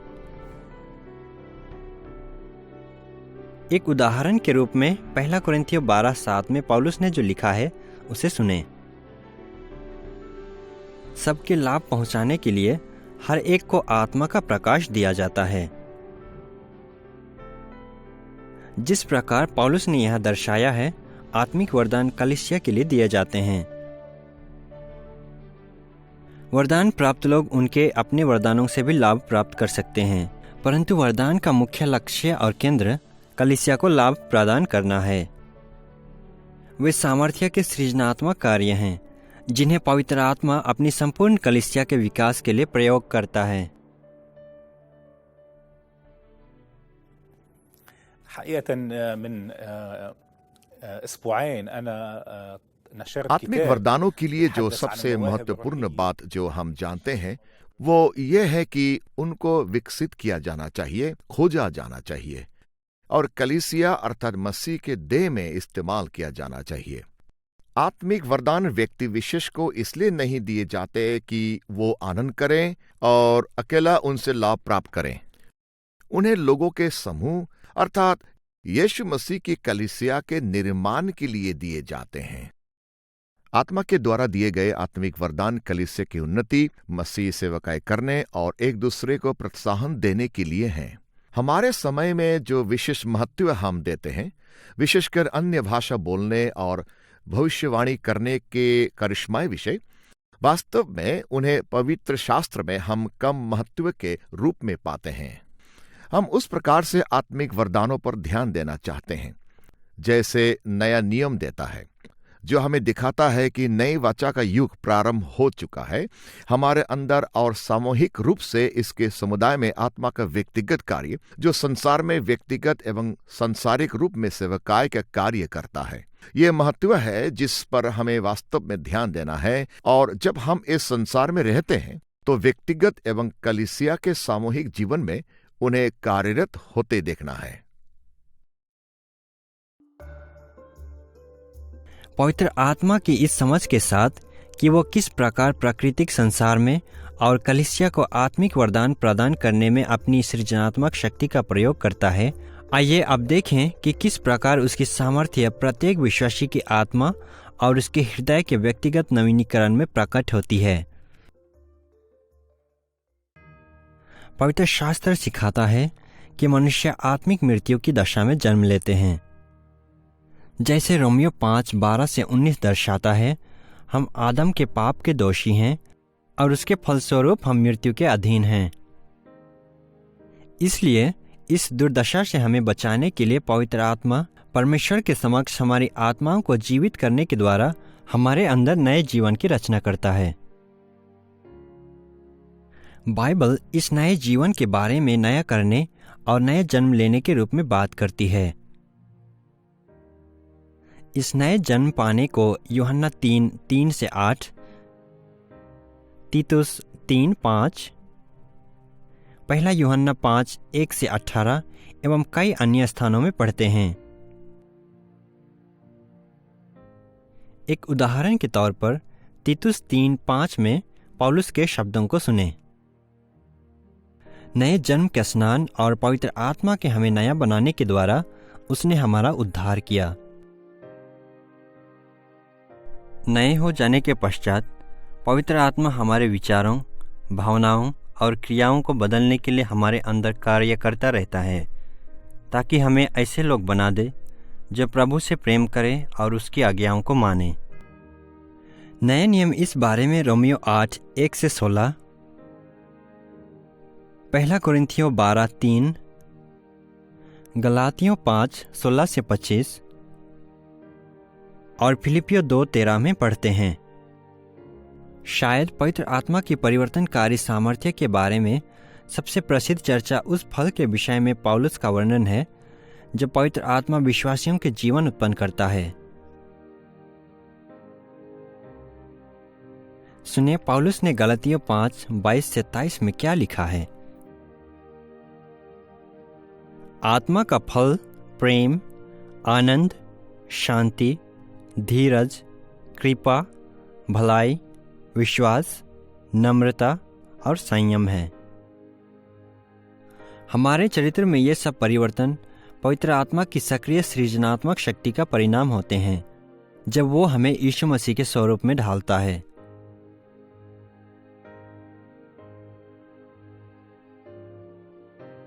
और निसंदेह अंतिम दिन पवित्र आत्मा अपनी सृजनात्मक शक्ति का प्रयोग सभी विश्वास योग्य मसीहियों की शारीरिक देह को पुनर्जीवित करने में करेगा और हमें जैसे यीशु के पास है वैसी ही सिद्ध अनश्वर देह प्रदान करेगा।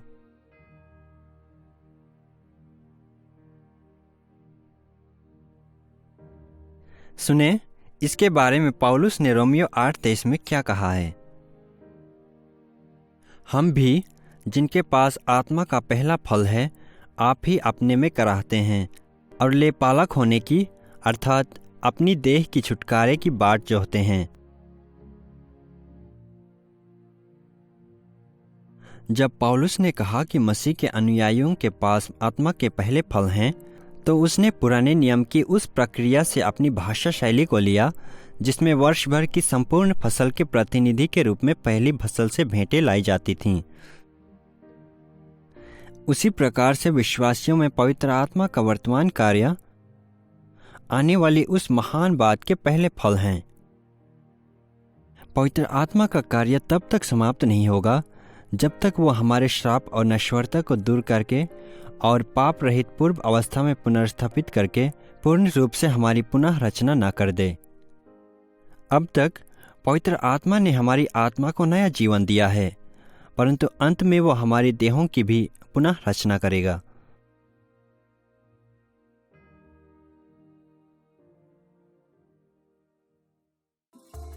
अब जब हमने पवित्र आत्मा की सृजनात्मक शक्ति के कार्यों को देख लिया है, तो अब हमें पवित्रीकरण के उसके कार्य की ओर ध्यान देना चाहिए।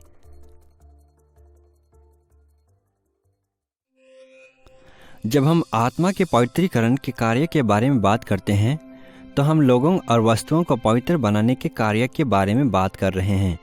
यही वो कार्य है जो आत्मा लोगों और वस्तुओं को परमेश्वर के कार्य के लिए अलग करने, उनको शुद्ध करने और उसकी अनावृत महिमा के निकट आने के लिए उन्हें उपयुक्त बनाने में करता है।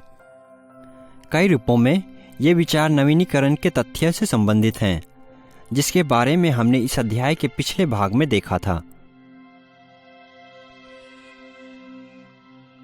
बाइबल प्रायः कहती है कि कलीसिया पवित्र आत्मा की उपस्थिति और सेवकाई के द्वारा पवित्र होती है या की जाती है। हम इस विचार को रोमियो 15:16, पहला कुरिन्थियों 6:11,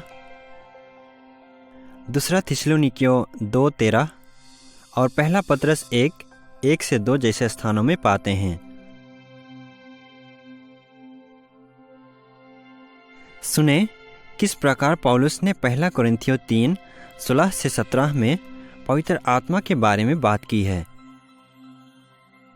क्या तुम नहीं जानते कि तुम परमेश्वर का मंदिर हो और परमेश्वर का आत्मा तुम में वास करता है? परमेश्वर का मंदिर पवित्र है और वो तुम हो।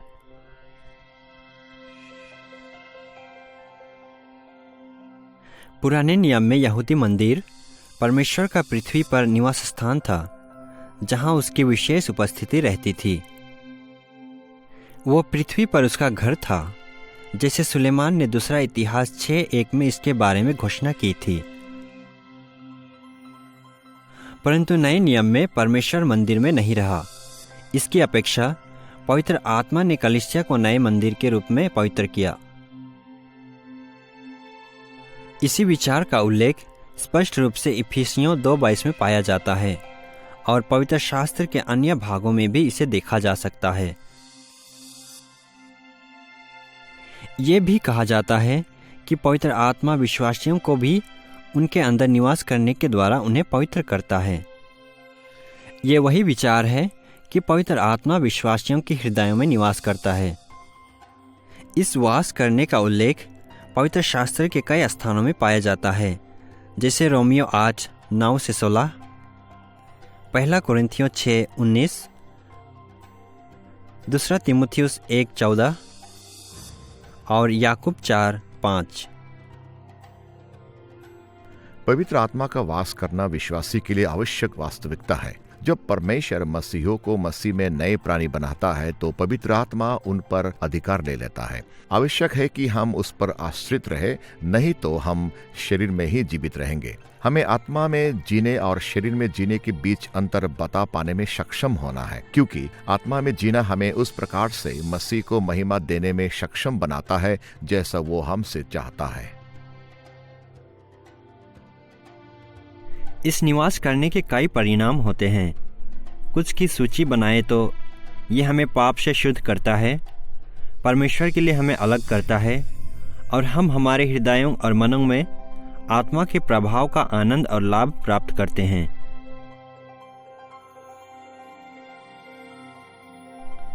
सुने किस प्रकार पौलुस ने इन बातों को पहला कुरिन्थियों 6:9-11 में लिखा है।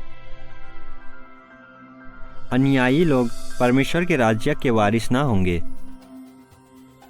और तुम में से कितने ऐसे ही थे, परंतु प्रभु यीशु मसीह के नाम से और हमारे परमेश्वर के आत्मा से धोए गए और पवित्र हुए और धर्मी ठहरे। पवित्र आत्मा के पवित्र करने के कार्य के माध्यम से विश्वासियों को शुद्ध किया गया है और परमेश्वर के लिए उन्हें अलग किया गया है ताकि वे दुष्टों के साथ ना गिने जाएं। क्या आपने कभी ये सोचा है कि ये कितनी विशेष बात है कि स्वयं परमेश्वर आपके भीतर वास करता है? ब्रह्मांड का रचयिता आपसे इतना प्रेम करता है कि उसने शेष अनंतता के लिए आपको अपने साथ जोड़ लिया है।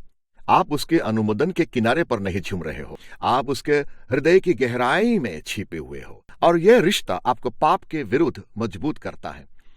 यह आपको परीक्षा में पढ़ने के विरुद्ध संघर्ष करने में और परमेश्वर के पसंद आने वाले तरीकों में जीने में सहायता करता है।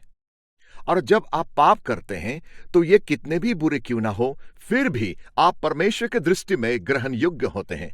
आप फिर भी उसके साथ संगति करने, उसकी आराधना करने, निस्संदेह उससे क्षमा मांगने और पाने के लिए उपयुक्त होते हैं। अब तक हमने पवित्र आत्मा की सृजनात्मक शक्ति और उसके पवित्रीकरण के कार्य पर चर्चा की है। अब हम उन भिन्न प्रकारों के बारे में बात करेंगे जिनके द्वारा वो ईश्वरीय अनुग्रह का संचालन करता है।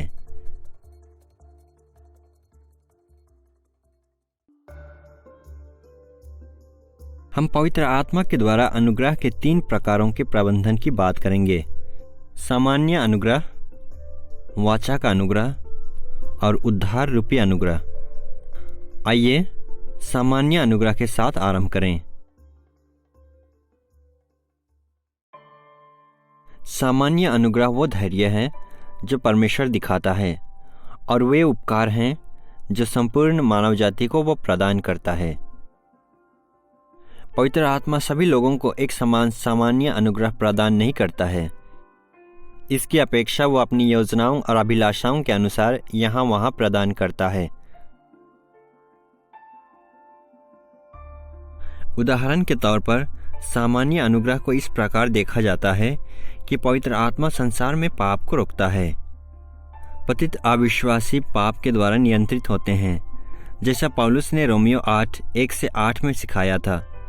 वे स्वभाव से ही परमेश्वर के विरोधी होते हैं और वे पाप से प्रेम करते हैं। परंतु जिस प्रकार रोमियो अध्याय 7 और 8 में पौलुस ने सिखाया, पवित्र आत्मा संसार में पाप के विरुद्ध लड़ता है। ये उसी समान है जिस प्रकार वो विश्वासियों को नया करने के बाद उनमें कार्य करता है। यद्यपि वो अविश्वासियों को इतनी बड़ी आशीष नहीं देता है, परंतु ये भी सत्य है कि वो उन्हें रोकता है ताकि वे उतना अधिक पाप ना कर सकें जितना वे करने में सक्षम हैं। सामान्य अनुग्रह का अन्य पहलू जो संसार में प्रायः देखा जा सकता है, वो ज्ञान है जो अविश्वासी प्राप्त करते हैं और उस ज्ञान के द्वारा जो अच्छे कार्य वे कर सकते हैं। अविश्वासी अनेक बहुमूल्य सत्यों को सीख सकते हैं जिनका प्रयोग वे कलीसिया और इसके विश्वासियों और उनके साथ साथ शेष मानव जाति को लाभ पहुंचाने में करते हैं। और जब कभी भी कोई किसी उपयोगी बात को पाता है तो वो ज्ञान पवित्र आत्मा की ओर से अनुग्रहकारी वरदान होता है।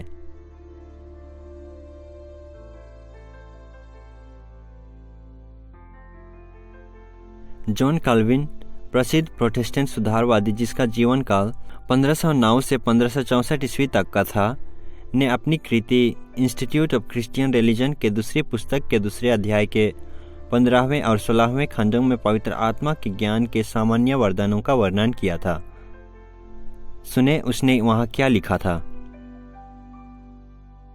जब कभी भी हम इन विषयों को सांसारिक लेखकों की कृतियों में पाते हैं तो सत्य की प्रशंसनीय ज्योति जो उनमें चमकती है हमें ये सिखाए कि मनुष्य का मन अपनी संपूर्णता से पतित एवं भटका होने पर भी परमेश्वर के उत्कृष्ट वरदानों से ढका और विभूषित है। यदि हम परमेश्वर के आत्मा को सत्य के सोते के रूप में मानते हैं तो जब तक हम परमेश्वर के आत्मा का अनादर करना ना चाहें तब तक ना तो स्वयं सत्य को ठुकराएंगे और ना ही उसको तुच्छ जानेंगे जहां भी ये प्रकट हो। परंतु यदि परमेश्वर ने चाहा है कि हम भौतिक शास्त्र, भाषा शास्त्र, गणित और अन्य संकायों में परमेश्वर को ना जानने वाले लोगों के कार्यों से सहायता प्राप्त करें तो हमें उनके सहयोग को प्राप्त कर लेना चाहिए। पवित्र शास्त्र के कई स्थानों में हम पवित्र आत्मा द्वारा प्रदान किए गए दूसरे प्रकार के अनुग्रह को पाते हैं, जिसे कभी कभी वाचा का अनुग्रह कहा जाता है। वाचा का अनुग्रह परमेश्वर का वो धैर्य और वे उपकार हैं जो परमेश्वर उन सबको देता है जो उसकी वाचा के लोगों का हिस्सा होते हैं, चाहे वे सच्चे विश्वासी ना भी हों। पुराने नियम में इस्राएल परमेश्वर के वाचा के लोग थे, क्योंकि पूरा राष्ट्र परमेश्वर की अब्राहम, मूसा और दाऊद के साथ बांधी गई विशेष वाचाओं के अधीन था। नए नियम में परमेश्वर की वाचा के लोग दृष्टिगोचर कलीसिया हैं, जो कलीसिया से जुड़े हुए लोग हैं, चाहे वे सच्चे विश्वासी ना भी हों। परमेश्वर का वाचा का अनुग्रह सामान्य अनुग्रह से भी अधिक भरपूर और धैर्यवान होता है। उदाहरण के तौर पर परमेश्वर प्राचीन इस्राएल के प्रति बहुत ही धैर्यवान और दयालु था, चाहे इस्राएल उसके प्रति प्रायः अविश्वास योग्य रहा एवं उसके विरुद्ध बहुत पाप किए। इस्राएल के साथ परमेश्वर की वाचा के कारण उसने उन्हें संपूर्ण राष्ट्र के रूप में नाश नहीं किया, बल्कि सदैव विश्वास योग्य बाकी बचे लोगों को बनाए रखा। पौलुस ने इसके बारे में रोमियो 11:1-5 में स्पष्ट रूप से बात की है। इससे बढ़कर परमेश्वर की वाचा के कारण प्राचीन इस्राएल के अविश्वासियों ने उसकी आशीषें प्राप्त की थीं। शायद इसका सबसे उचित उदाहरण मिस्र से निर्गमन है।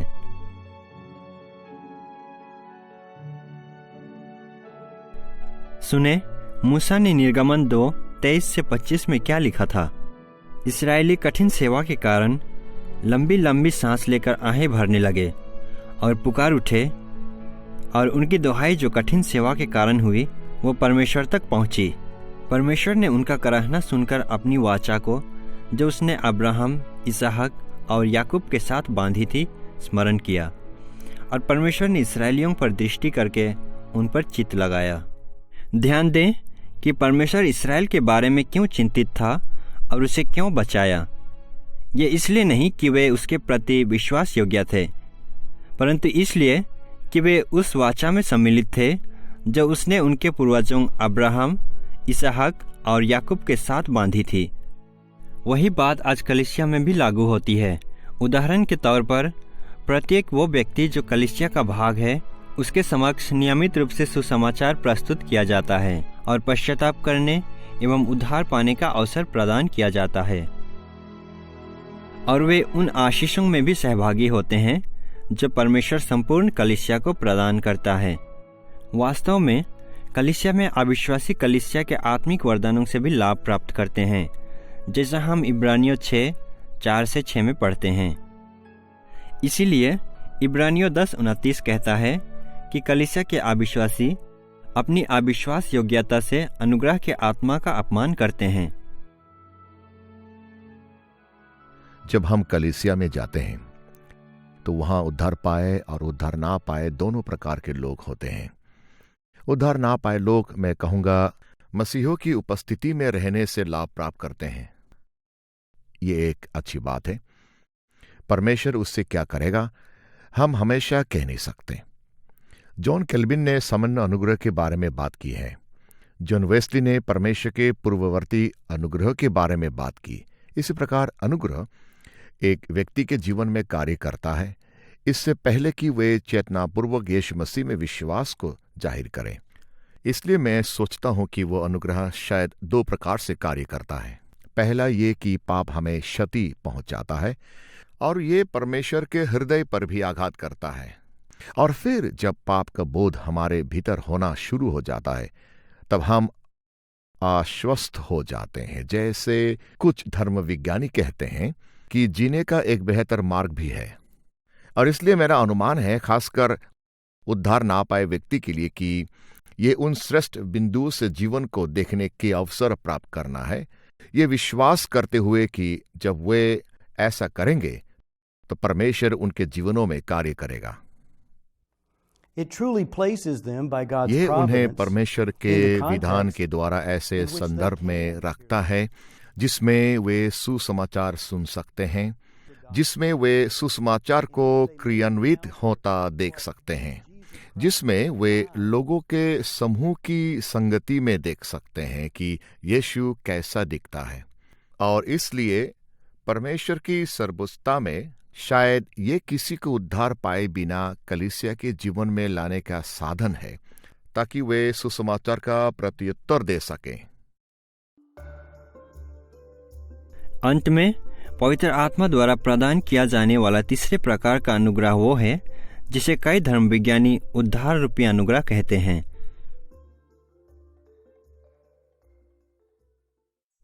उद्धार रूपी अनुग्रह मसीह के सिद्ध जीवन, मृत्यु, पुनरुत्थान, स्वर्गारोहण और पुनरागमन के अनंत उपकारों को उन लोगों पर लागू करना है जो प्रभु और उद्धारकर्ता के रूप में उसे ग्रहण करते हैं। प्रत्येक विश्वासी पवित्र आत्मा से उद्धार रूपी अनुग्रह प्राप्त करता है। पवित्र आत्मा द्वारा उद्धार रूपी अनुग्रह देने के फलस्वरूप जो आशीषें हमें मिलती हैं, वे यीशु के कार्य के आधार पर हमारे लिए पहले से ही सुरक्षित रखे हुए हैं, परंतु हम तब तक उनके लाभों को प्राप्त नहीं कर सकते जब तक पवित्र आत्मा उनको हम पर लागू नहीं कर देता। इन आशीषों में सबसे स्पष्ट वे हैं जैसे नया कर देना, जिनके द्वारा पवित्र आत्मा हमारी आत्माओं को नया जीवन प्रदान करता है ताकि हम नया जन्म प्राप्त करें। हम इसे यूहन्ना 3:5-8, रोमियो 8:2-11 और तीतुस 3:5 में पढ़ते हैं। पश्चाताप, पापों की क्षमा और धर्मी ठहराना भी उद्धार रूपी अनुग्रह हैं जो पवित्र आत्मा हम पर लागू करता है, जिसे हम जकरिया 2:10, 1 कोरिन्थियों 6:11 और तीतुस 3:5-8 में पाते हैं। नया नियम उद्धार को पवित्र आत्मा द्वारा हमें संपूर्ण बनाने के रूप में बताता है, जिसे हम 2 थिस्सलुनीकियों 2:13 और तीतुस 3:5 में देखते हैं। जब मसीही व्यक्तिगत उद्धार के बारे में बात करते हैं तो हम यीशु मसीह और उसके कार्यों पर ध्यान देते हैं, और निसंदेह ये अच्छा भी है, परंतु पवित्र आत्मा की भूमिका को पहचानना भी महत्वपूर्ण है।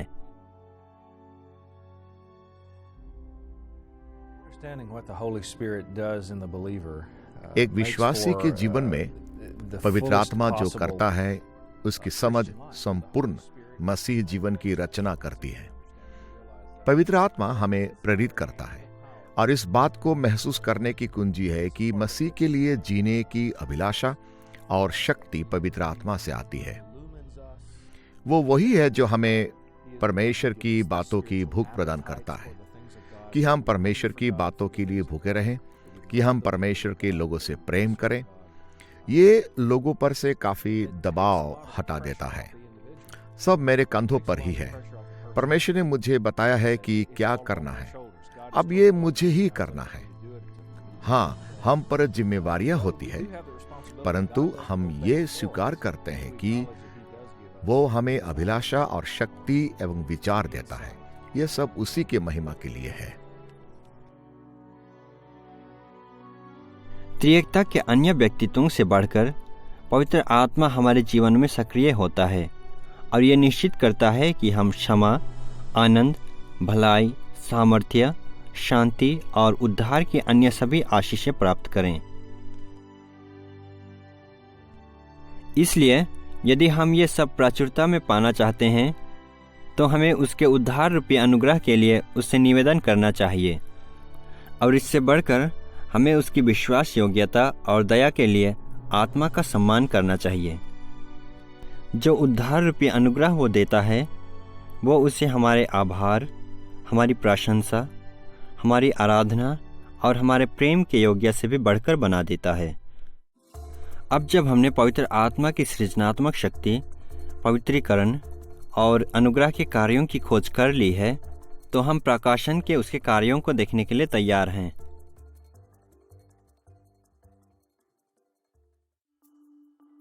पवित्र आत्मा को सामान्यतः त्रिएकता के ऐसे व्यक्तित्व के रूप में पहचाना जाता है जो प्रकाशन, गवाही और ज्ञान का दूत है। हम इसे यूहन्ना 14:26, 1 कोरिन्थियों 2:4 और 10, इफिसियों 3:5 और अन्य स्थानों में देखते हैं। वास्तव में आत्मा और प्रकाशन का संबंध इतना गहरा है कि पवित्र आत्मा को विभिन्न जगहों पर सत्य का आत्मा कहा जाता है, जैसे यूहन्ना 14:17, 15:26 और 16:13 में।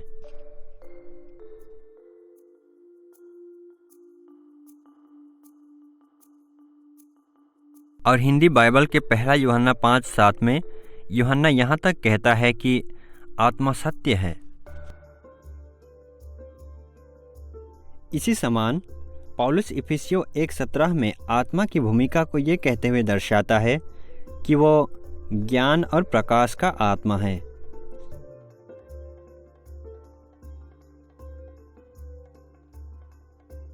हम आत्मा के प्रकाशन के कार्य के 3 पहलुओं के बारे में बात करेंगे। पहला, हम सामान्य प्रकाशन के बारे में बात करेंगे। दूसरा, हम विशेष प्रकाशन पर ध्यान देंगे। और तीसरा, हम प्रज्वलित करने और आंतरिक अगुवाई पर ध्यान देंगे। आइए पहले सामान्य प्रकाशन पर चर्चा करें। संपूर्ण मानव जाति के समक्ष अपने अस्तित्व, प्रकृति, उपस्थिति, क्रियाओं और इच्छा को प्रकट करने के लिए परमेश्वर द्वारा प्राकृतिक जगत और इसकी क्रियाओं के प्रयोग करने को सामान्य प्रकाशन कहा जाता है।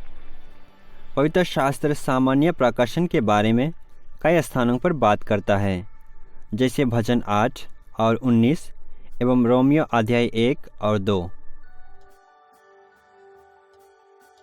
उदाहरण के तौर पर रोमियो 1:20 सामान्य प्रकाशन के बारे में ये कहता है, उसके अनदेखे गुण अर्थात उसकी सनातन सामर्थ्य और परमेश्वरत्व जगत की सृष्टि के समय से ही उसके कामों के द्वारा देखने में आते हैं, यहाँ तक कि वे निरुत्तर हैं। पवित्र शास्त्र प्रायः कहता है कि सामान्य प्रकाशन को प्रकृति में पवित्र आत्मा की सृजनात्मक शक्ति के द्वारा प्रदान किया जाता है। सृष्टि के कार्य में और रची गई वस्तुओं को बनाए रखने में। ये सभी कार्य आत्मा की इच्छा और चरित्र से बहते हैं, इसलिए जब हम उनमें उसके हाथ को देखते हैं तो वे उसकी प्रकृति और अभिप्रायों को सिखाते हैं।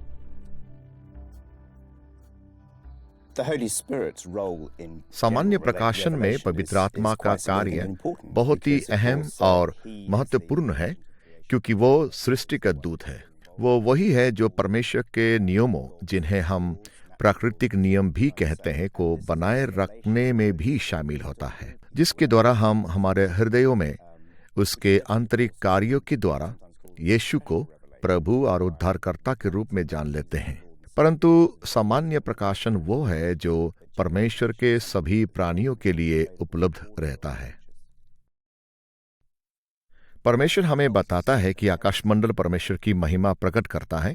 हम सृष्टि में परमेश्वर की सामर्थ, उसकी बुद्धि, उसकी भलाई के प्रदर्शन को देख सकते हैं। पवित्र आत्मा परमेश्वर के इन प्रकाशनों को लेता है और शक्तिशाली रूपों में हमारे पास लेकर आता है। इसलिए हमें हमारे सृष्टिकर्ता के साथ सही संबंध बनाना है। संसार में सामान्य प्रकाशन प्रदान करने के अतिरिक्त पवित्र आत्मा विशेष प्रकाशन भी प्रदान करता है, विशेषकर कलीसिया को।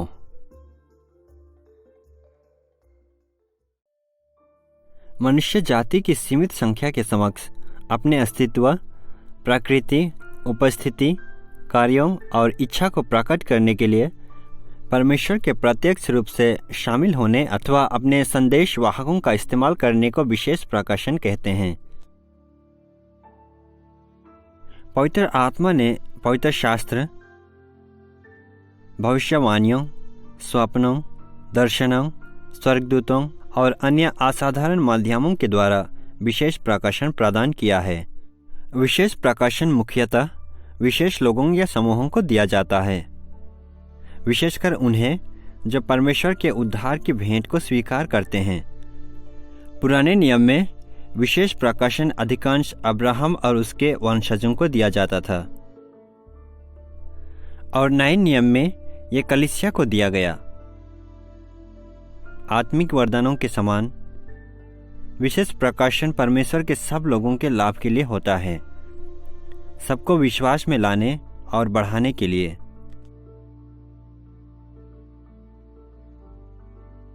पवित्र आत्मा द्वारा दिया गया सबसे महानतम प्रकाशन स्वयं यीशु मसीह का देह धारण था।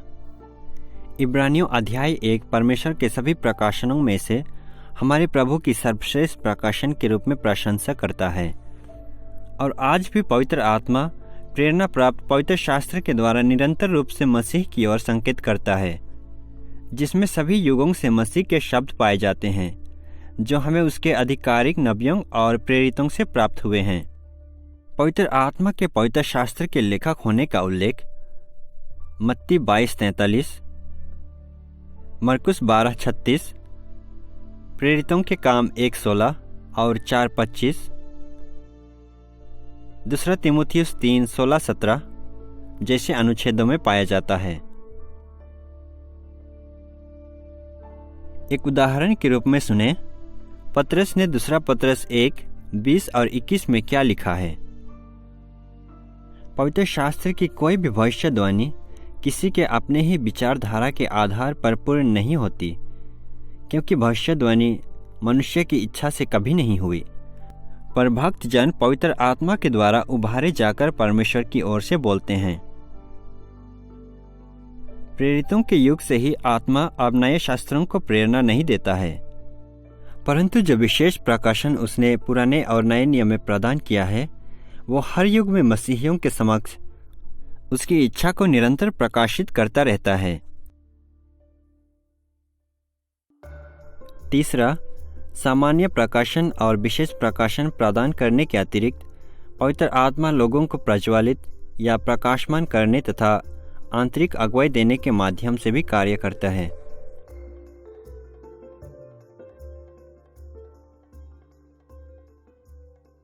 दूसरा पत्रस 1:21 में हम पढ़ते हैं कि पुराना नियम के नबियों ने पवित्र आत्मा से प्रेरणा प्राप्त करने के द्वारा परमेश्वर की ओर से बातें की, जिसका आशय है कि कलीसिया को दिया गया पवित्र आत्मा हमें ये समझने के लिए ज्योतिर्मय करेगा, जिसकी प्रेरणा उसने नबियों को दी थी।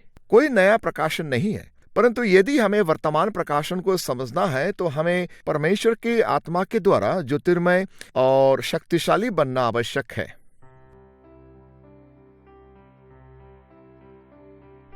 प्रज्वलित या प्रकाशमान होना ज्ञान या समझ का ईश्वरीय वरदान है, जो मुख्य रूप से संज्ञानात्मक होता है,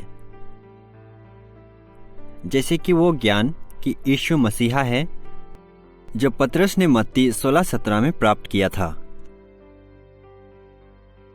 और आंतरिक अगुवाई ज्ञान या समझ का वो ईश्वरीय ज्ञान है जो मुख्यतः भावनात्मक या बोधपूर्ण होता है। इसमें हमारा विवेक और वो भाव शामिल होता है जिसके द्वारा परमेश्वर किसी से कोई विशेष कार्य करवाता है। प्रज्वलित करना और आंतरिक अगुवाई बाइबल में सदैव एक दूसरे से स्पष्टता भिन्न प्रतीत नहीं होते हैं। प्रायः पवित्र शास्त्र ऐसे रूपों में बात करता है जो समान रूप से दोनों पर लागू होते हैं।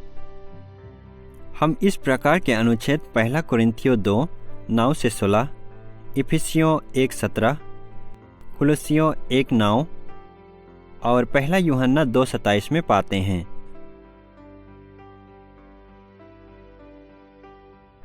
उदाहरण के तौर पर इफिसियों 1:17 में पौलुस ने इस प्रकार कहा,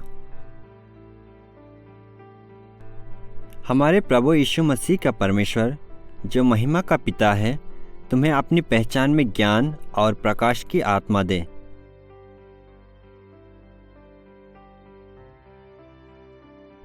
यहाँ पौलुस ने पवित्र आत्मा को बुद्धि और प्रकाशन का आत्मा कहा है।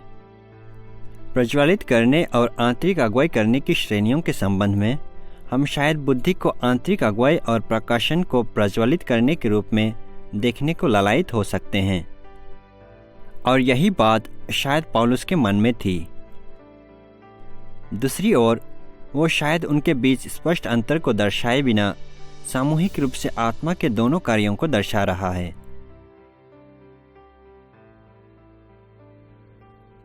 We all of us need the illumination of the Spirit because we all of us are spiritually blind without it. हम सबको आत्मा के प्रकाश की आवश्यकता है क्योंकि हम सब इसके बिना आत्मिक रूप से अंधे हैं।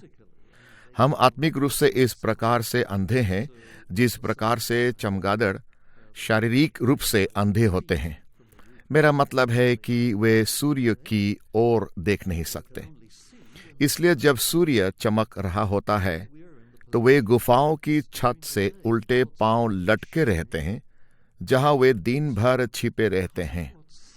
वे तभी देख सकते हैं जब वे रात में बाहर निकलते हैं। हाँ, हम भी दिन में चमगादड़ों की अवस्था में रहते हैं।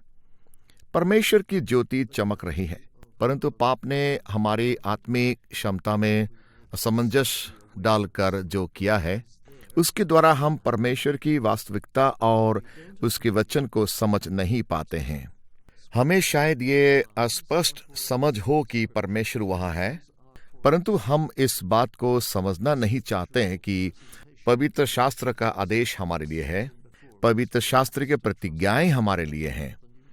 प्रभु यीशु की पवित्र शास्त्र में पाई जाने वाली प्रस्तुति उस पर भरोसा करने और नए जीवन में प्रवेश करने के लिए हमारे समक्ष प्रस्तुत हो रही है। नया नियम कहता है, मैं अब 2 कुरिन्थियों अध्याय 4 से उल्लेख कर रहा हूं, परमेश्वर ही है जिसने कहा, अंधकार में से ज्योति चमके, जो निसंदेह सृष्टि की रचना में पाया जाता है, और वही हमारे हृदयों में चमका कि परमेश्वर की महिमा की पहचान की ज्योति यीशु मसीह के चेहरे से प्रकाशमान हो। यही आत्मा का प्रकाश है, और जब वो प्रकाश हमें दिया जाता है तो हम मसीह को आत्मिक रूप से देखते हैं, हम उसकी वास्तविकता को देखते हैं, हम सुनते और महसूस करते हैं कि वो हमें अपने पास बुला रहा है। प्रज्वलित करना और आंतरिक अगुवाई वे सामान्य साधन हैं जिन्हें पवित्र आत्मा अपने लोगों को उन सत्यों को सिखाने में प्रयोग करता है जो उसने प्रकाशित किए हैं।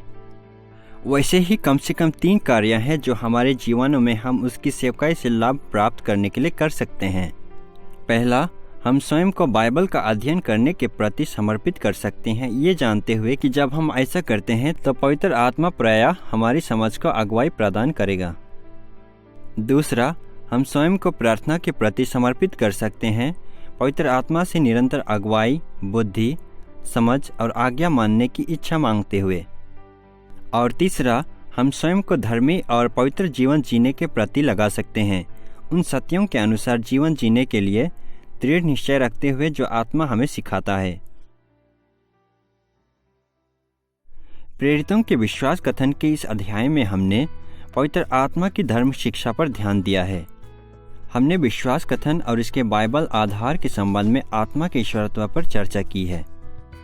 हमने उसकी विशेषताओं के अनुसार और पिता और पुत्र के साथ उसके संबंध के प्रकाश में उसके व्यक्तित्व की खोज की है, और हमने उसकी सृजनात्मक शक्ति, पवित्रीकरण, अनुग्रह और प्रकाशन के कार्यों के बारे में बात भी की है। पवित्र आत्मा की धर्म शिक्षा मसीहियों के लिए एक असीम सोता है। यह हमें त्रिएकता के तीसरे व्यक्तित्व के बारे में सिखाता है, जो हर समय सहायता के लिए हमारा निकटतम स्रोत है। वो हमें उसकी ओर संकेत करता है, जो परमेश्वर को प्रसन्न करने वाले मार्गों में जीने के लिए प्रेरित करने और शक्ति प्रदान करने के लिए सबसे अधिक उत्तरदायी है। और यह हमें काफी आत्मविश्वास प्रदान करता है कि परमेश्वर सदैव इस संसार में गहन एवं व्यक्तिगत रूप से सम्मिलित है, उन सब के लाभ के लिए सदैव कार्य करते हुए जो अपना भरोसा उस पर रखते हैं।